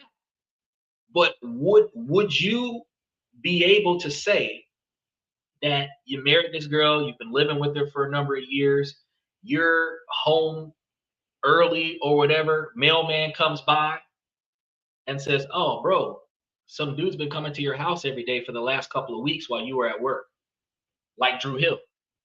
You're not gonna believe him. Is that right? You're shitting me. Let me see. So what you're gonna do is you're gonna try to verify and validate the situation. You're gonna go to work the way you normally go to work so that she thinks that whatever's gonna happen is gonna happen. You're gonna get off from work early, or you're not even gonna go to work. You're gonna leave the house as if you're going to work. You're gonna leave it gone long enough for whatever that normally happens while you're at work to be happening. Then you're gonna come home from work early. You're gonna walk through the house and see what's going on and try to catch him in the act, because you need the verification once you get the information. You're not, and the truth of the matter is that just like women are deceitful, men are deceitful too. Just like women sabotage each other's relationships to keep the women single and get the man that they want, because the women want what they can't have. A woman wants a man that's taken more before they want a man that's not taken, right? Because if the man's not taken, unless he's wealthy, no woman wants him, because women need collective validation. But likewise, men don't care if a woman has another man. A lot of times, even though we have the bro code is for the honorable men. The dishonorable men will sleep with your girl in front of you. There's a term for that, right? So the fact is that if a dude wants to break you up so that he can sleep with your girl, he'll come and tell you that she's cheating when she's not, just so that y'all can break up. If you challenge her by bringing the information to her, hey, so-and-so told me that you're having an affair, most people lie. She's not just going to come right out and tell you the truth. Yeah, I'm having an affair. A lot of times, no, he's lying, blah, blah, blah, blah. If you love me, you'll trust me, right? So how do you verify it? It's the word of a stranger versus the person that you fell in love with, right? So that puts you in a compromising situation. You don't want to know, because if you find out, your relationship is over. You want to know because you don't want to be made out like a fool, but you don't want to know because you know that if you find out that what they're saying is true, you are going to end this relationship. And you've put a lot of time, a lot of money, a lot of effort into this relationship, and you don't want to start over. So you don't want to know because you don't want your current relationship to end. But you also don't want to be played like a fool. So you're right, it is a tricky situation. So from the dynamic of truth, I wouldn't tell the guy nothing, but I would stop messing with the girl. I would not destroy whatever they got going on. If he finds out, hey, I'm an open book, full disclosure. But if he don't find out, I am not going to be the one to drop that grenade on his marriage. Because here's the thing. Both men and women cheat in a marriage when there's something missing out of the marriage. So while what she did was wrong, there was something her husband wasn't doing in the relationship that compelled her to walk out of the relationship and start sleeping with the other guy. Whether it was a lack of emotional attention or whatever, a lack of physical intimacy because the dude's working too much or whatever he wasn't doing in his relationship led to her cheating on him. Now, they got to fix that. It's not for me to fuck that up. I'm going to let her know, now that I know that you're married, you need to fix your marriage and stop fucking with me. I'm going to block her and that's it. If she fixes her marriage, she fixes her marriage. If she doesn't fix her marriage, she's going to find somebody else to cheat with, and that's when she's going to get caught. But clearly, when dude told other dude, found out that one of the children wasn't his, so even if the extra child doesn't belong to the dude that snitched, she's already cheating on this dude enough to have children with multiple baby daddies, lying to this man about how this kid is his, and she's cheating with you at the same time. So you the extra affair. That wasn't none of my business to say nothing about nothing. So now you just destroyed this child's life, because here's the other problem about that. The man who was parenting these children, he's not going to want to provide to this child anymore. This child is not his blood. He's not going to want to care for this child anymore. So now this child is going to be rejected by the only father this child has ever known. And then the man's going to divorce the wife. The mom is going to have to take this one child and disappear. And the man is going to try to keep the other kids that belong to him, which is going to separate this child from their siblings. And it's just a complete disruption of a household that was completely unnecessary. That's why I say, nah, if it was on my side of the situation, on the receiving end, would I inquire on the news? Probably. But Would I want to be the guy that caused all of that?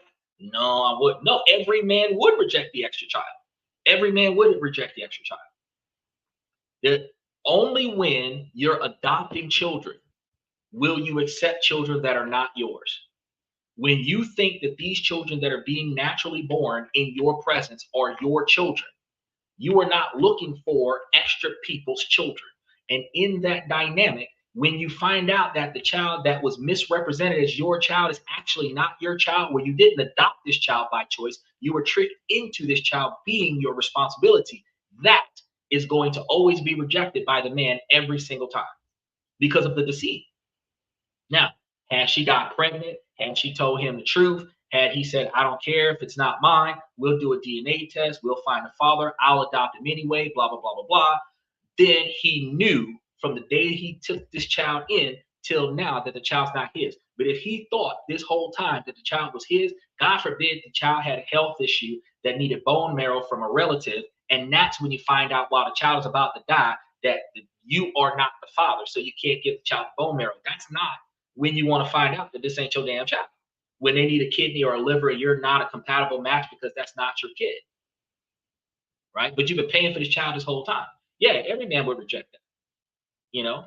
But that's the reason why I would not want to destroy that man's life, because whatever he did wrong for her to be cheating on him, the same way if a man was cheating on a woman, whatever she would be doing wrong for her husband or boyfriend to be cheating on her, that's between the two of them.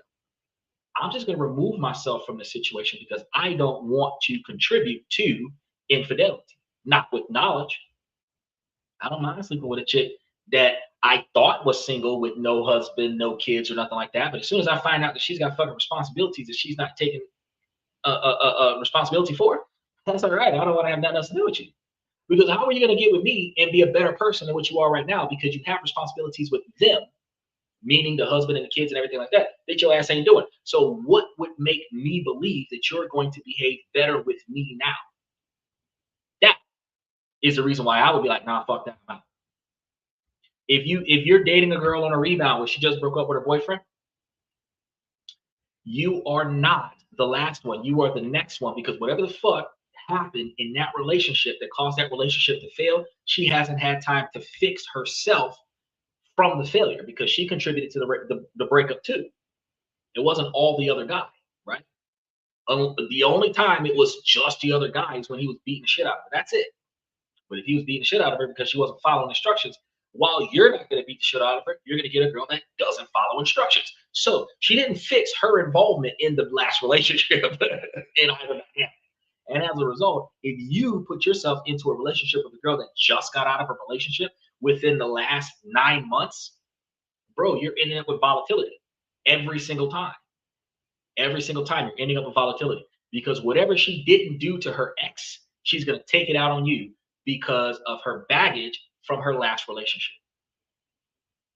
The way he did, that's why she's behaving this way with you. And you're supposed to be understanding and allow this negative behavior to occur. No, fuck that. I would prefer a psychologically and an emotionally mature and healed individual. So you might have to be single for the last 2 or 3 years where you worked out your bitterness from your most recent relationship before you come talking to me.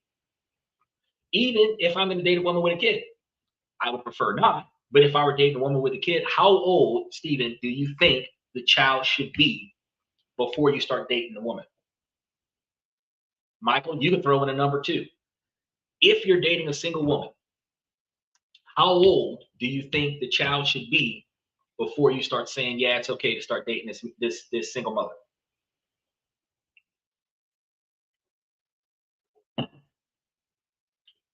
I want to see what y'all got to say before I throw this out there.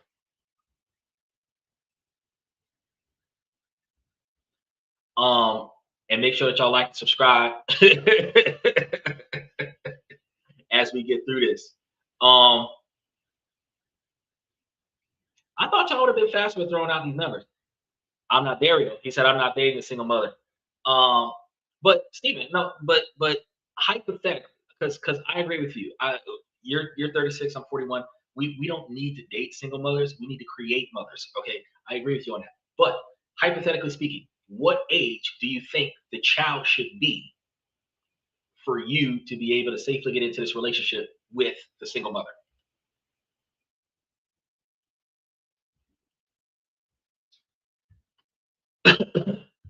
I just want to see what you guys think, and I'm going to give you some logic behind this. Okay, I'm going to give you guys some logic behind this.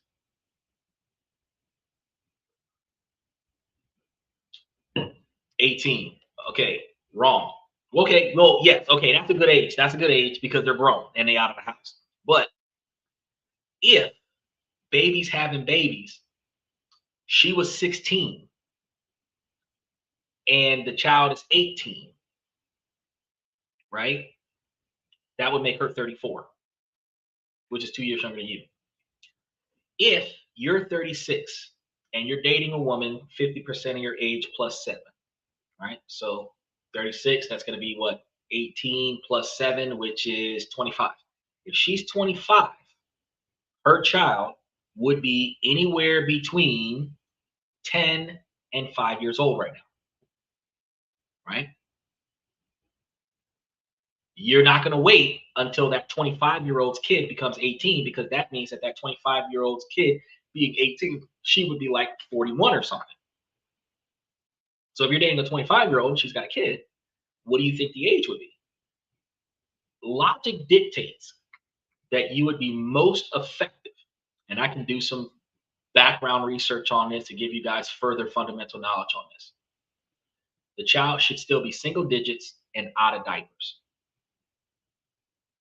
and preferably no longer being bottle fed, eating solid foods. So somewhere around 5 years old, 4, 5, 6 years old, something like that. Why?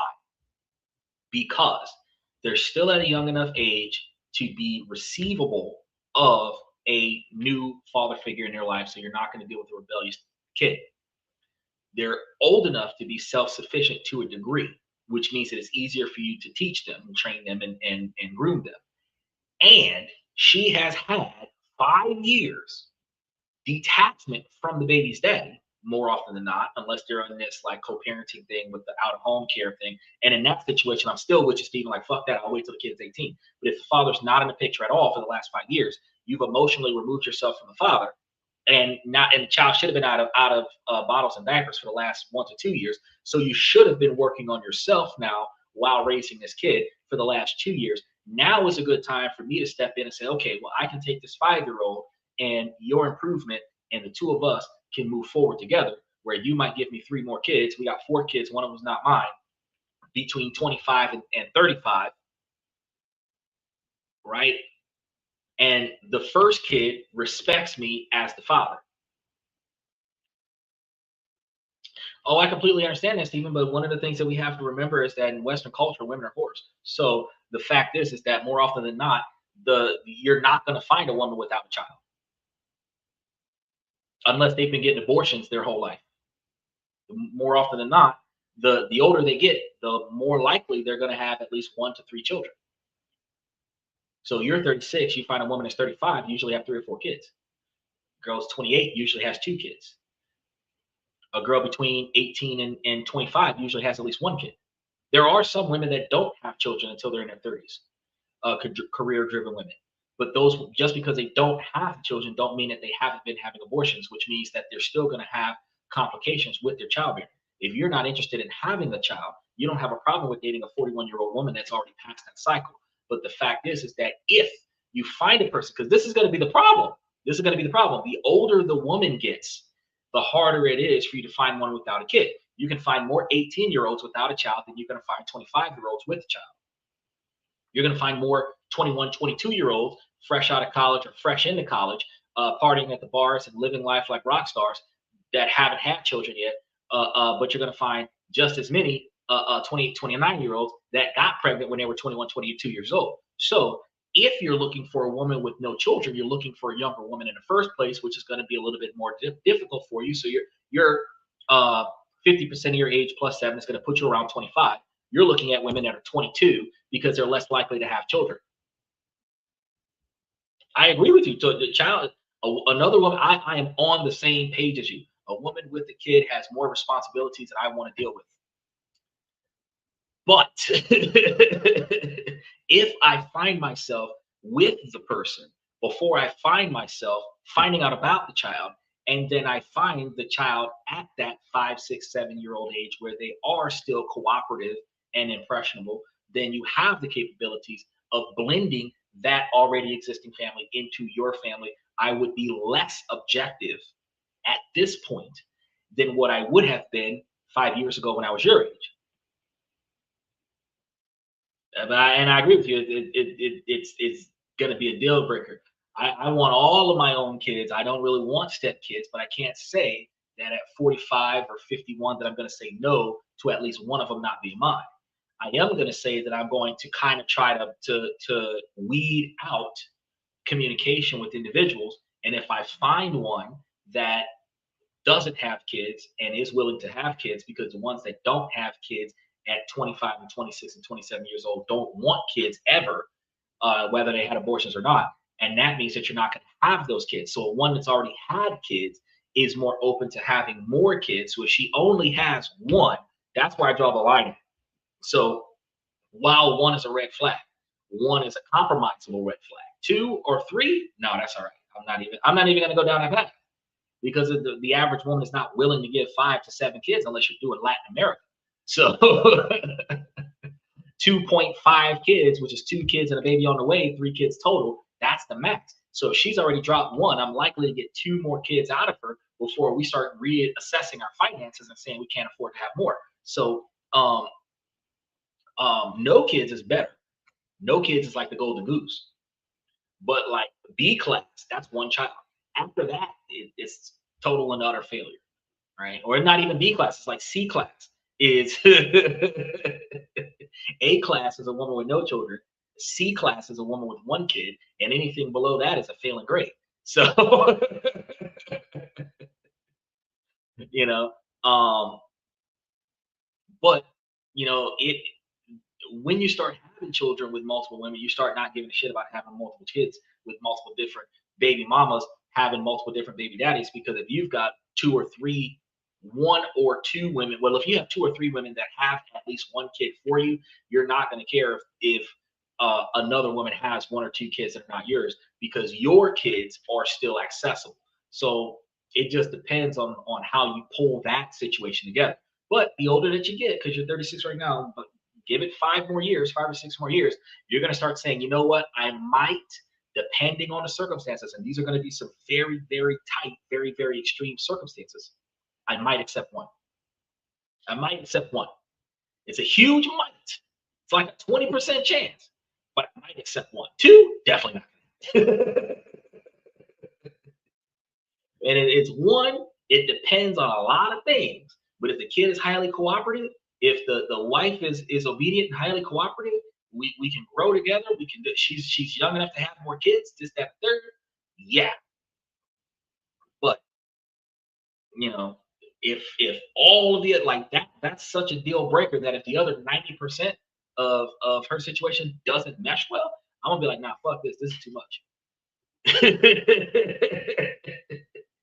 All right, let's touch base with another one. I think we got a couple more. BF is subscribed to his ex's OnlyFans. I am currently 27, have been dating my boyfriend, who is 31, for 6 years now. We've lived together 4 of them.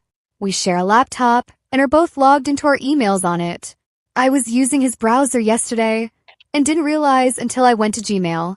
I saw an email that said new login on OnlyFans, and my heart just sunk. So last night while he was asleep, I looked through his phone and found screenshots of his ex's OnlyFans. I was able to guess the login for his account and confirmed that he was indeed subscribed to her. I looked through his transaction history, and he hasn't paid for anything in a few years, but has been on and off paying for stuff the entirety of our relationship. I'm not sure how long he's been following his ex. I need advice. Our living situation is complicated and we have a 1-year-old son, so breaking up isn't as cut and dry. I haven't confronted him about this yet, and am very detached emotionally right now. I don't know what to say to him. I invaded his privacy a lot, but given what I found, I feel it was justified. I just don't know how to even bring this up. I feel numb and sick. Okay. Steven, you're correct. She was snooping. My advice to her would be take you some Tums, drink you some Pepto-Bismol, shut the fuck up, and leave this shit alone. So first and foremost, I know a lot of people are gonna be like, yo, that's hard. Look, bottom line, the first thing y'all need to do is separate y'all shit.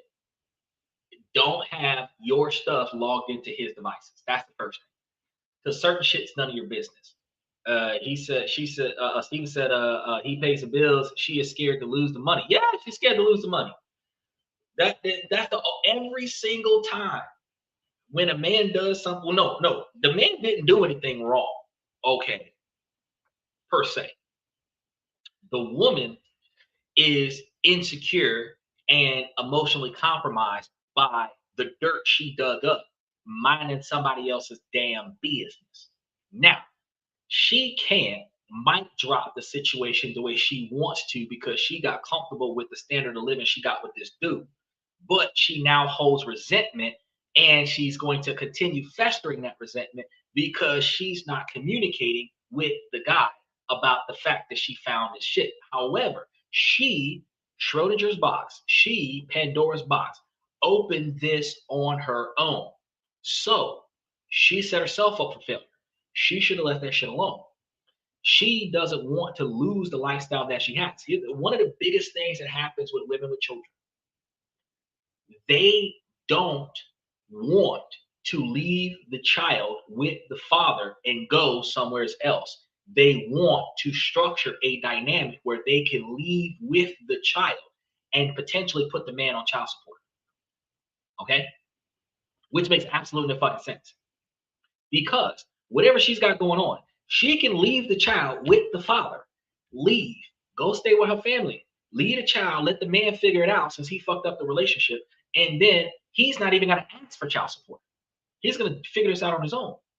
Right? She can start a whole new life somewhere else. But the women take the child. Then the women use that as some kind of merit to say, well, I'm valuable in a relationship because I bear the children and I take care of the children. No, you accidentally drop kids because you have unprotected sex with people that you weren't planning on being a parent with. And then you keep the kid because you want to, and sometimes because the child is a free payday for you. There is no social expectation because statistics show that men do a better job of raising children than women do. There's no social expectation that dictates that you should have the child. It should be co-parenting, if not the child primarily with the father. So here's the issue. Since she went snooping, because she saw something up on his phone, on the email or whatever, she was in the wrong email. What she should have done is stop there. Notify her boyfriend, hey, I was on the computer, this shit popped up. I don't know what's going on with it. Get rid of it. Plain and simple. That's it. That's all she had to do. She did not have to know how deep this shit went. All she had to do was tell him two things. One, make sure that you log off of the computer so that I don't find this shit. And two, whatever that is, get rid of it. I don't have no resentment towards you. I don't have no beef because I didn't find nothing. I just seen an email that I didn't like, and I only seen it because you didn't log off of the computer. Right?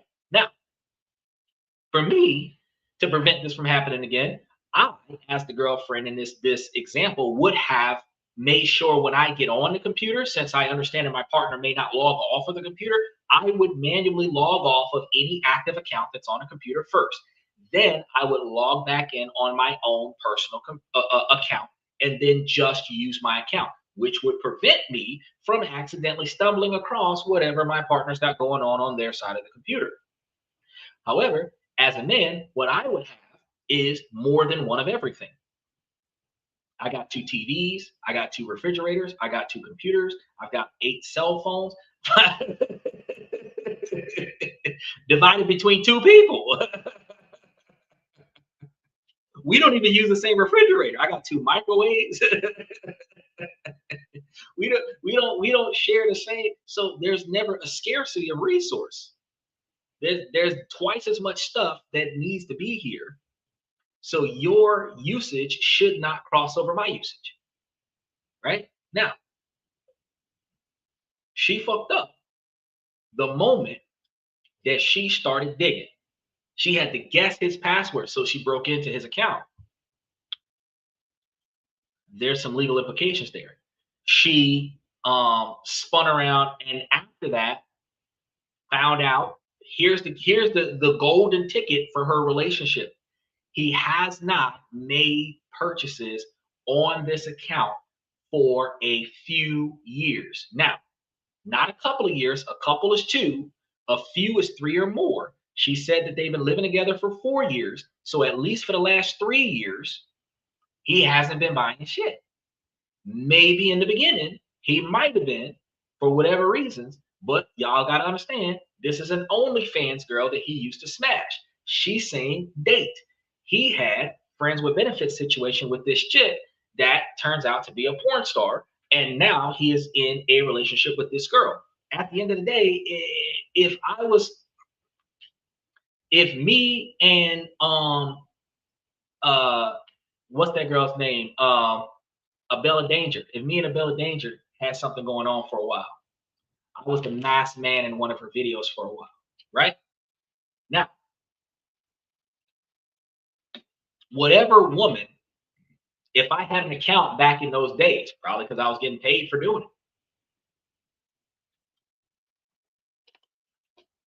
whatever woman I date after that, because one of the things that women don't understand is that when a man is done with something, he doesn't log off and delete it and screen everything. He only does that when he has a untrustable woman in his life. Men don't delete their history because they have nothing to hide for themselves. They delete their history because they're hiding their past from their chaotic girlfriends and chaotic wives. If the wives and the girlfriends weren't chaotic, men would have connections to people that they have not talked to in years and not know about it, and it would just be data space on their computer. But because a man's history from 20 years ago can be thrown in his face in 2026 for something that he was doing in 2006, that's why a man has to screen his computer, ghost all of his history, delete his GPS locations. Men have to go into their Google accounts and delete all of their travel history from all of their Google accounts to make sure that she doesn't know where he's been or what he's been doing or who he's been doing it with, to keep her from using her insecurities from a past relationship to compel her to find infidelity in her relationship. And she doesn't have to find infidelity in her relationship. She just has to find an inconsistency in her relationship. And that is going to be a red flag for her to go and say, he's going to cheat if he's not cheating already. And then the other feminist mob movement is going to jump in and they're going to promote the fact that he's a dirtbag because he didn't remember to log out 5 years ago and delete his account. He's a dirtbag because he used to pay for this stuff a long time ago, but he stopped when he started committing with you. He stopped probably when you moved into the house, right? Now, the flip side is, though, when men say that a woman should delete all of their social media accounts when they get into a committed relationship, why should I delete it? I should just put it on private and log off of it, maybe delete the app and just don't log in for a while. Why do I have to delete mine? Because of the same dynamic. If a woman doesn't have to delete her contacts, and she feels the freedom to to let guys slide into her DMs and have appropriate conversations with dudes in her DM on social media, which that never happens, right? Then a woman should not be insecure about a dude having anything on his device, especially something that he hasn't had connection to in years. Now, if he would have been having direct conversations with his ex, now I would tell you he's a piece of shit. But you're telling me he has not used the platform in multiple years. Let me ask you something. Is a gamer really a gamer if he hasn't played a game in the last 5 years? He would be a retired gamer, right? Steven said, I'm not sharing a computer, but at the same time, I have nothing to hide. You're right. But imagine this, Steven. You remember your last girlfriend. Your communication with her is still in your phone. Most of the time, we have an auto overwrite that only overwrites certain stuff, but it doesn't overwrite everything. A lot of the times we don't even have that. And since we buy the iPhone and the Samsung Ultras that have the 0.5 terabyte of data space on it, 260 something gigabytes of data space on it, there's so much data space on the phone that we can save 20 or 30 years worth of text messages. So imagine, Stephen, you got nothing to hide, right? You're not going to do anything wrong, but you're dating a chick that goes through your phone and then finds phrases with your last girlfriend from 5 years ago that you still use with your current girlfriend today. Yeah, they're good lines. They're ways of how you express yourself to your romantic partner. Now she's going to challenge everything you say to her as if what you say is not genuine. That's the kind of behavior that women have. Yeah, no, that doesn't matter. He said, I switch phones many times, always forget emails and create new ones. Okay, so if you have a phone that you have had the same email attached to that phone, contact list, text messages, everything attached to that phone, that was active and used with your last relationship. That last relationship's text messages are still on your phone because your phone auto updates, it backs up the data and then transfers it over to new phones. So if your last relationship was in the last 10 years, if the email that you're using right now for the phones that you got right now is the email that you were using 10 years ago when you were in that relationship with that girl, I guarantee you that if you go through your phone right now, you will find her contact information and you will likely find the last, you might not find everything that y'all ever sent to one another, but you will definitely find the last handful of text messages y'all sent one another on that phone. Because when you update the data from your last phone to your next phone, when you replace phones, your contact list, your text messages, and a lot of your photos are uploaded to your new device. Everything that is stored in the cloud gets uploaded to your new device. Your communication logs get uploaded to your new device, which means that if you don't manually go into your phone, delete your ex's phone number and delete the text messages that went with it, your ex's communication can still be in your phone. You don't know it because you don't go looking at it. It might be really far down at the bottom because, as you know, whenever you send a text message, it takes that contact and moves it to the top of the list. You have your list of favorites that are pinned and then the most recent people that you texted. If your ex is from 5 years ago, she might be towards the bottom of the list, but her communication logs are still in there. And that's why when a woman finds your text messages with another woman from before her time, she had to really go back into the history of your phone because it's not the last 5 contacts that you talk to. It's about 70 contacts down. And that is where she found, oh, who's she? And then click, oh, I love you forever. Oh, you're my world. Oh, blah, blah, blah, blah. And, oh, he told me this just the other day. Let me go talk to him, right? That's what's going to happen. Because they scroll back to 2015 and find that contact from that one chick that you gave sweet nothings to. That's the toxicity of what we find. Now, if you set those non-negotiable expectations for behavior, create boundaries, that's like, look, don't go doom scrolling through my contact list. Don't go doom scrolling through the history of my phone, right? I don't have anything to hide, which means that in my present, if I tell you to go and get something out of my phone, you're not going to get a text message from a chick that I'm not going to be able to explain. You're not going to get an email from a chick that I'm not going to be able to explain. You're not going to get photos from anybody that I would have to explain, right? Because I have nothing to hide. However, that doesn't mean that you should doom scroll through my phone to go find anything that exists from before the day I met you. Now, you set those standards. If she's going to respect those standards, we're not arguing about if you found something from before we met. What we're arguing about is the fact that you went looking for it. Is that I would be impressed with that if it happened. Sign her up for detective school immediately. Bro, most women, so because the average Western woman does not treat the men the way the men deserve to be treated. Specifically because women will crush a man's masculinity into submission in order for them to have a submissive boyfriend and call that equality. They don't treat the man the way the man deserves to be treated. They're always afraid that the man will leave. And that is why women are such good detectives. They call it women's intuition. But if a woman's intuition was so good, she would know when her man is unhappy. She would know when her man is uncomfortable. She would know when her man is in pain. And she would do what it takes to stop his pain, to stop his discomfort, and to keep him happy, which would keep her man from leaving. Most women give two shits about their man, as long as he pays the bills, takes care of the kids, whatever, buys her the things that she wants. That's all her value in him is. As long as he puts up the money that I want him to put up to maintain the lifestyle that I have right now, that's it. I'll feed him whenever I feed the kids. Fuck it. That's it. So since they know that they are not upholding their end, they always believe through self-guilt that he's going to leave me for somebody else. Why?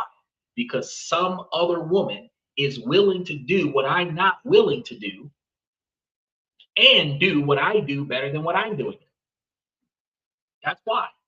So he's going to look to see, has he found somebody else yet? Right?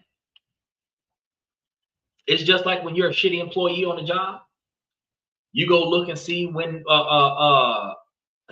you go look and see when training days are to see how many people they hire. You go and look and see what positions they got hired for to see if they got hired for your position, to see if they might replace you. It's the same thing. It's the same thing. If you were on probation and the probation officers in the neighborhood, you're wondering if they're coming to look at you and see what you're doing. You know you ain't been doing what you were supposed to do. You hoping they don't call you up for a random drug test because you ain't clean right now.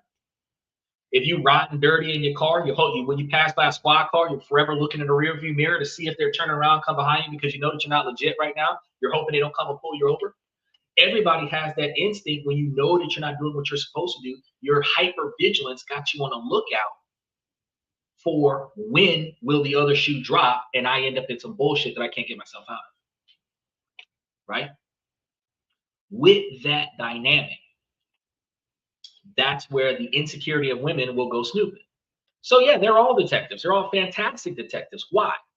Because it's better for me to pack my bag and make it his fault and walk out of the relationship than for him to throw me out because I didn't do my part in the relationship. Society will dictate that I'm a bad person because I got thrown out on my ass because I didn't do what I was supposed to do. But society would praise me as a victim and then give me more resources if I blame it on the other person. So let me make it their fault so that I can leave with my pride still intact. Let me ruin their reputation so that I can leave with my integrity still intact. But I'm the reason why I'm leaving. I fucked up this relationship. That's why I'm leaving. Nobody's willing to admit that for themselves, men or women alike, right? So yeah, he probably could have not been looking at porn, probably could have not been investing in Pornhub. And it doesn't matter if it was his ex, since his not Pornhub, OnlyFans, probably could have not been an OnlyFans subscriber. But one question that we couldn't ask her was, did he meet her on OnlyFans? Because I mean, birds of a feather usually. He said, I'm legit and still hyper vigilant when cops are nearby. I was going to the laundromat yesterday with the music up and had the cops behind me, and that old paranoia kicked in. That never goes away. And that's exactly my point. That's exactly my point. As human beings, we're always concerned that the other foot's going to drop. So when we do not have that psychological and emotional comfort, we're going to look to see if we're in a bad position. When you were being followed by the police, you were making sure that cop wasn't about to pull you over by looking in all your mirrors to see if their lights ever light up. Then when they pass you by, you get an air of relief. In a relationship, women go through the history of your phone to see if you've been watching porn, to see if you've been talking to other girls on social media, to see if you've been texting other girls, to see if you've been receiving calls from other women. And if they can't find anything, they get an air of relief. But let a woman call you. It could be a business call, but because there's a female on the caller ID, who is that? I should not have to justify that with you. If I wanted you to know, once it happened, I should have come and talked to you about it. If I didn't want you to know, then you don't know about it. So the fact that you found out about it, the problem is you went looking for it, not the fact that you didn't know about it. So you should be able to trust me to behave accordingly. Now, since it's a double standard, that's why I say in a relationship, everything should be separate. Your cell phone should be treated like a little black book, or should be treated like a diary. It is the most personal part of a human being in the modern era. So your cell phone, your email, separate from her cell phone, her email. You got a laptop, she's got a laptop. You got a tablet, she's got a tablet. If you have a universal email that's used to log into the stuff around the house, to function stuff around the house, that's it. But your personal email should not be logged into nothing that her personal email is logged into. And change your passwords regularly. He said, I'm still trying not to look in the mirror too much, not to get pulled as well. Heart racing, feeling anxiety, and nothing illegal going on. But see, that exact feeling, that's the exact feeling that women get when they start snooping into their boyfriend's phone. The anxiety that they feel that the relationship might be over because he might be involved with someone else. That fear, that paranoia, that sick to the stomach feeling that the lady was just talking about, that feeling is what happens right before they start snooping. Then if they find anything, no matter how insignificant it is, the relationship is over because I can't look at it the same way anymore because I found that he's got a membership with a porn site. I can't look at him anymore. He hit a heart button on TikTok on this girl dancing. I can't look at it in the same way because he thumbs up on Facebook a photo of one of the chicks that he used to go to college with. You know, dude is not describing how he's going to turn a female inside out in a comment section of an email. He's not doing it. He's just thumbs upping a photo or thumbs upping a video, right? And all of a sudden, she's making it seem like he face planted this chick and just like cleaned her out. Makes no sense. But it's that same insecurity. It's that same insecurity. Because if he could like the photo, he could send a message. If he could send a message, he could get a response. If he could get a response, he could set up a hookup. If he could set up a hookup, he could hook up. If he could hook up, he might hook up. If he might hook up, he might leave me.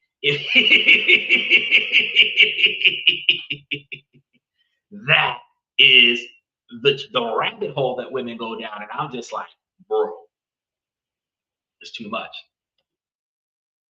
He said, you are a paid membership of this and that. And what is her name? You're on the couch because you have to explain it to. Look, I'm gonna tell you, look, real talk, because this is a live podcast about dudes. For every female that does get into the membership, you're gonna have a dude that's gonna be like, what's up? What's with this? Right? You're logging into this dude. But the difference is gonna be is that when she says, oh, he gives out financial information, dude's gonna be like, yo, let me see. Shit, we can use this, right? But if I would have been a hot chick giving out financial information, the same way Cooking with Kaya was showing people how to cook food. Oh, you can't look at that because she's shaking her booty on the thing. Well, she shouldn't be shaking her booty on the thing, but you can't look at her cooking food. But my girl ain't cooking food. You can't watch this chick give out financial advice, but my chick ain't giving out financial advice, right? So my advice to women is, if you have already done your damn snooping, instead of being resentful to your man, what you do is non-judgmental, non-resentful, non-retaliatory, find out what piqued his interest in that person or that person's actions. and then try to incorporate those interests into your behavior patterns. If he liked the outfit that she was wearing, see if you can get one similar. If he liked the dance that she was doing, see if you can do that dance for him at the house. If he liked the food that she was cooking, take your ass home and cook him something to eat. What you're missing out of your relationship, he's replacing that with what is seemingly considered harmless visual gratification from social media.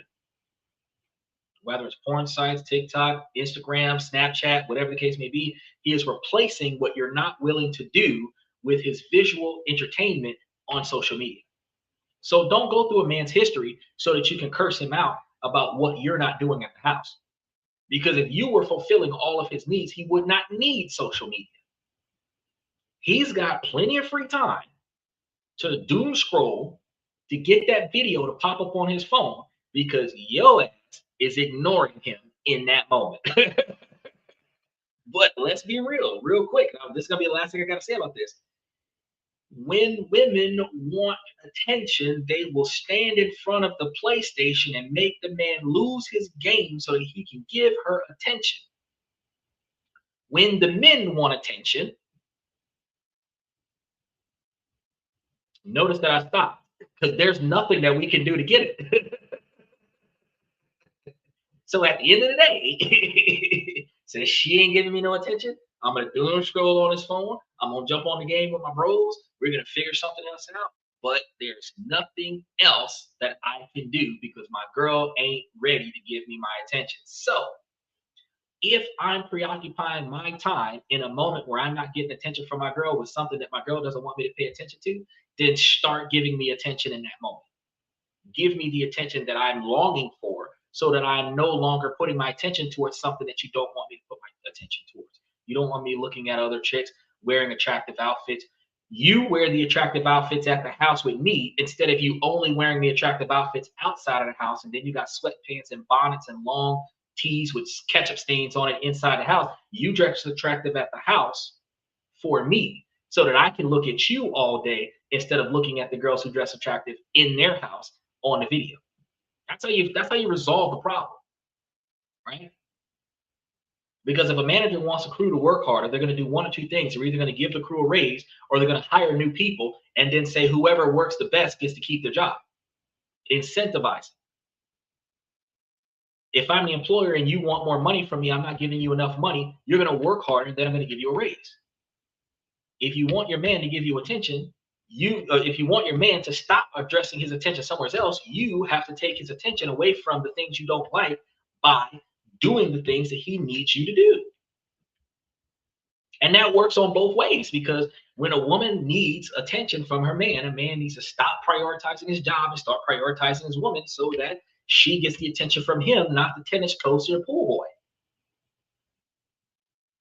Right? Same thing. She's not going to be best buds with the barista at Starbucks if you're going to Starbucks and getting her Starbucks for her. So reciprocation. Now, that's the last one that I got for y'all for tonight. So remember tomorrow we're going to be talking about this third term thing. So we got a lot of stuff to go off of. So I want you guys to start talking about it. I know Michael's going to start throwing up a lot of promotions for Donald Trump because he was trying to do it today. He was trying to slide it in there. Every Republican worth their weight in salt is going to be diving in tomorrow's show. So I want you guys to make sure that y'all stay tuned. I'm going to be giving you guys highlights and updates about what's going on with the strait, but nothing much has happened except they're trying to work around not having access to the river, the water, the ocean, the shore, right? So as soon as things start changing, I'm going to give you guys some updates on that and then give you guys updates on how things are impacting us. But I'm going to figure out what's going on with that virus thing, and then I'm going to probably cover that next week, Monday. So I'll be letting you guys know about that. Make sure that you check the next 7 days and make sure that you hit the notification button on all the shows that are currently listed because the whole week is up there already. Make sure that all the days, especially Monday, Tuesday, and Wednesdays, that you hit that notification button so that you're notified as soon as we start the show because we don't start at the exact same time, but we're around about the same time every day. Beyond that, I want to start off by saying, ladies, as long as the situation doesn't make sense, I'm going to keep asking you ladies to make it make sense. So ladies, please make it make sense. Fellas, I give you guys this information to make you guys higher value men, not just by improving your financial life, but also improving your personal decision-making skills. When you pay attention to the things that are inside of your control in your life and make changes to the things that you don't like, you can then navigate around the things that you cannot control, which improves your life all the way around. Ladies, while this is a male-driven podcast from a male's perspective, you too can take this information and use it to make yourselves higher value women. Finding and figuring out and organizing your 20 and 30-year plan, and then reverse engineering that's what you need to do today. Start proactively performing your 20-year plan while keeping your eyes and ears open for the appropriate suitor that has the right character and personality, drive, ambition, integrity, determination, motivation, and cross-reference his 20-year plan to see if his 20-year plan can mesh well with your 20-year plan. And that's when you find the type of partner that you can grow with. I tell you guys on a regular basis that 2 people can make it to $1 million faster than 1, but it requires both of you to have the same long-term satisfaction over short-term gratification desires. Because if one of you is saving and the other one's wasteful, whoever's wasting the money is going to cause the person saving the money to have to offset the loss of money, where you guys will never be as successful as you would hope. So whether you're the problem or your partner's a problem, the 2 of you will not be able to come together and make strides if one of you is fucking up the money. So you have to make sure that you're dating a partner that has long-term goals of financial success, so that you guys can make those decisions together collectively and make yourselves the success that you're looking for over long periods of time. A 13-year marriage, y'all should have had at least $500,000. I don't know why you don't. I do. I know why you don't, because y'all was wasting money living paycheck to paycheck lifestyle creep, but you need to cut that shit out. Because, I mean, you're living an upper middle class lifestyle in the Philippines for $24,000. There's no reason why in $92,000 in America that you can't get a middle class lifestyle in 40 states, 40 of the states at least. So you guys just got to figure out how to reorganize things, live a modest lifestyle, not an inflated lifestyle, and then take the extra money and put it towards your future, so that when you reach that age where you no longer want to do it no more, or you're no longer capable of doing it no more, you can say, fuck this shit, I'm out. And you can stop. And the money that you have worked for can pay for your current standard of living. And if you wanted more money, because your base standard of living is already covered, you can start up your own business, do your own side gigs, and make extra money to pay for entertainment and travel and everything to that effect, and never have to worry about where your money's coming from to pay your bills, which gives you more time to work for yourself because your baseline is already covered. Now, that's all I got for you guys for tonight. I want to thank you guys for coming to This and That. I'm your host, Xander, where we talk about this, that, and everything in between. And I'll see you guys tomorrow night.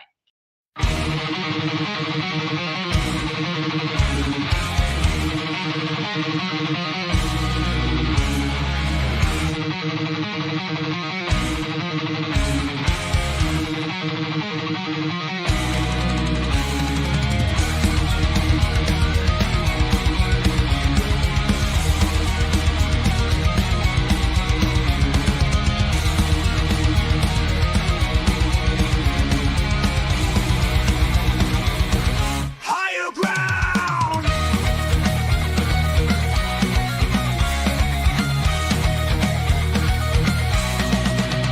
Used to chase validation, now I validate myself. Building inner strength, putting doubt upon the shelf. No more unnecessary drama, no more wasted time. Climbing higher, constantly making my own climb. Standing on higher ground where excellence is found. My potential knows no bounds, raising the bar, breaking ground.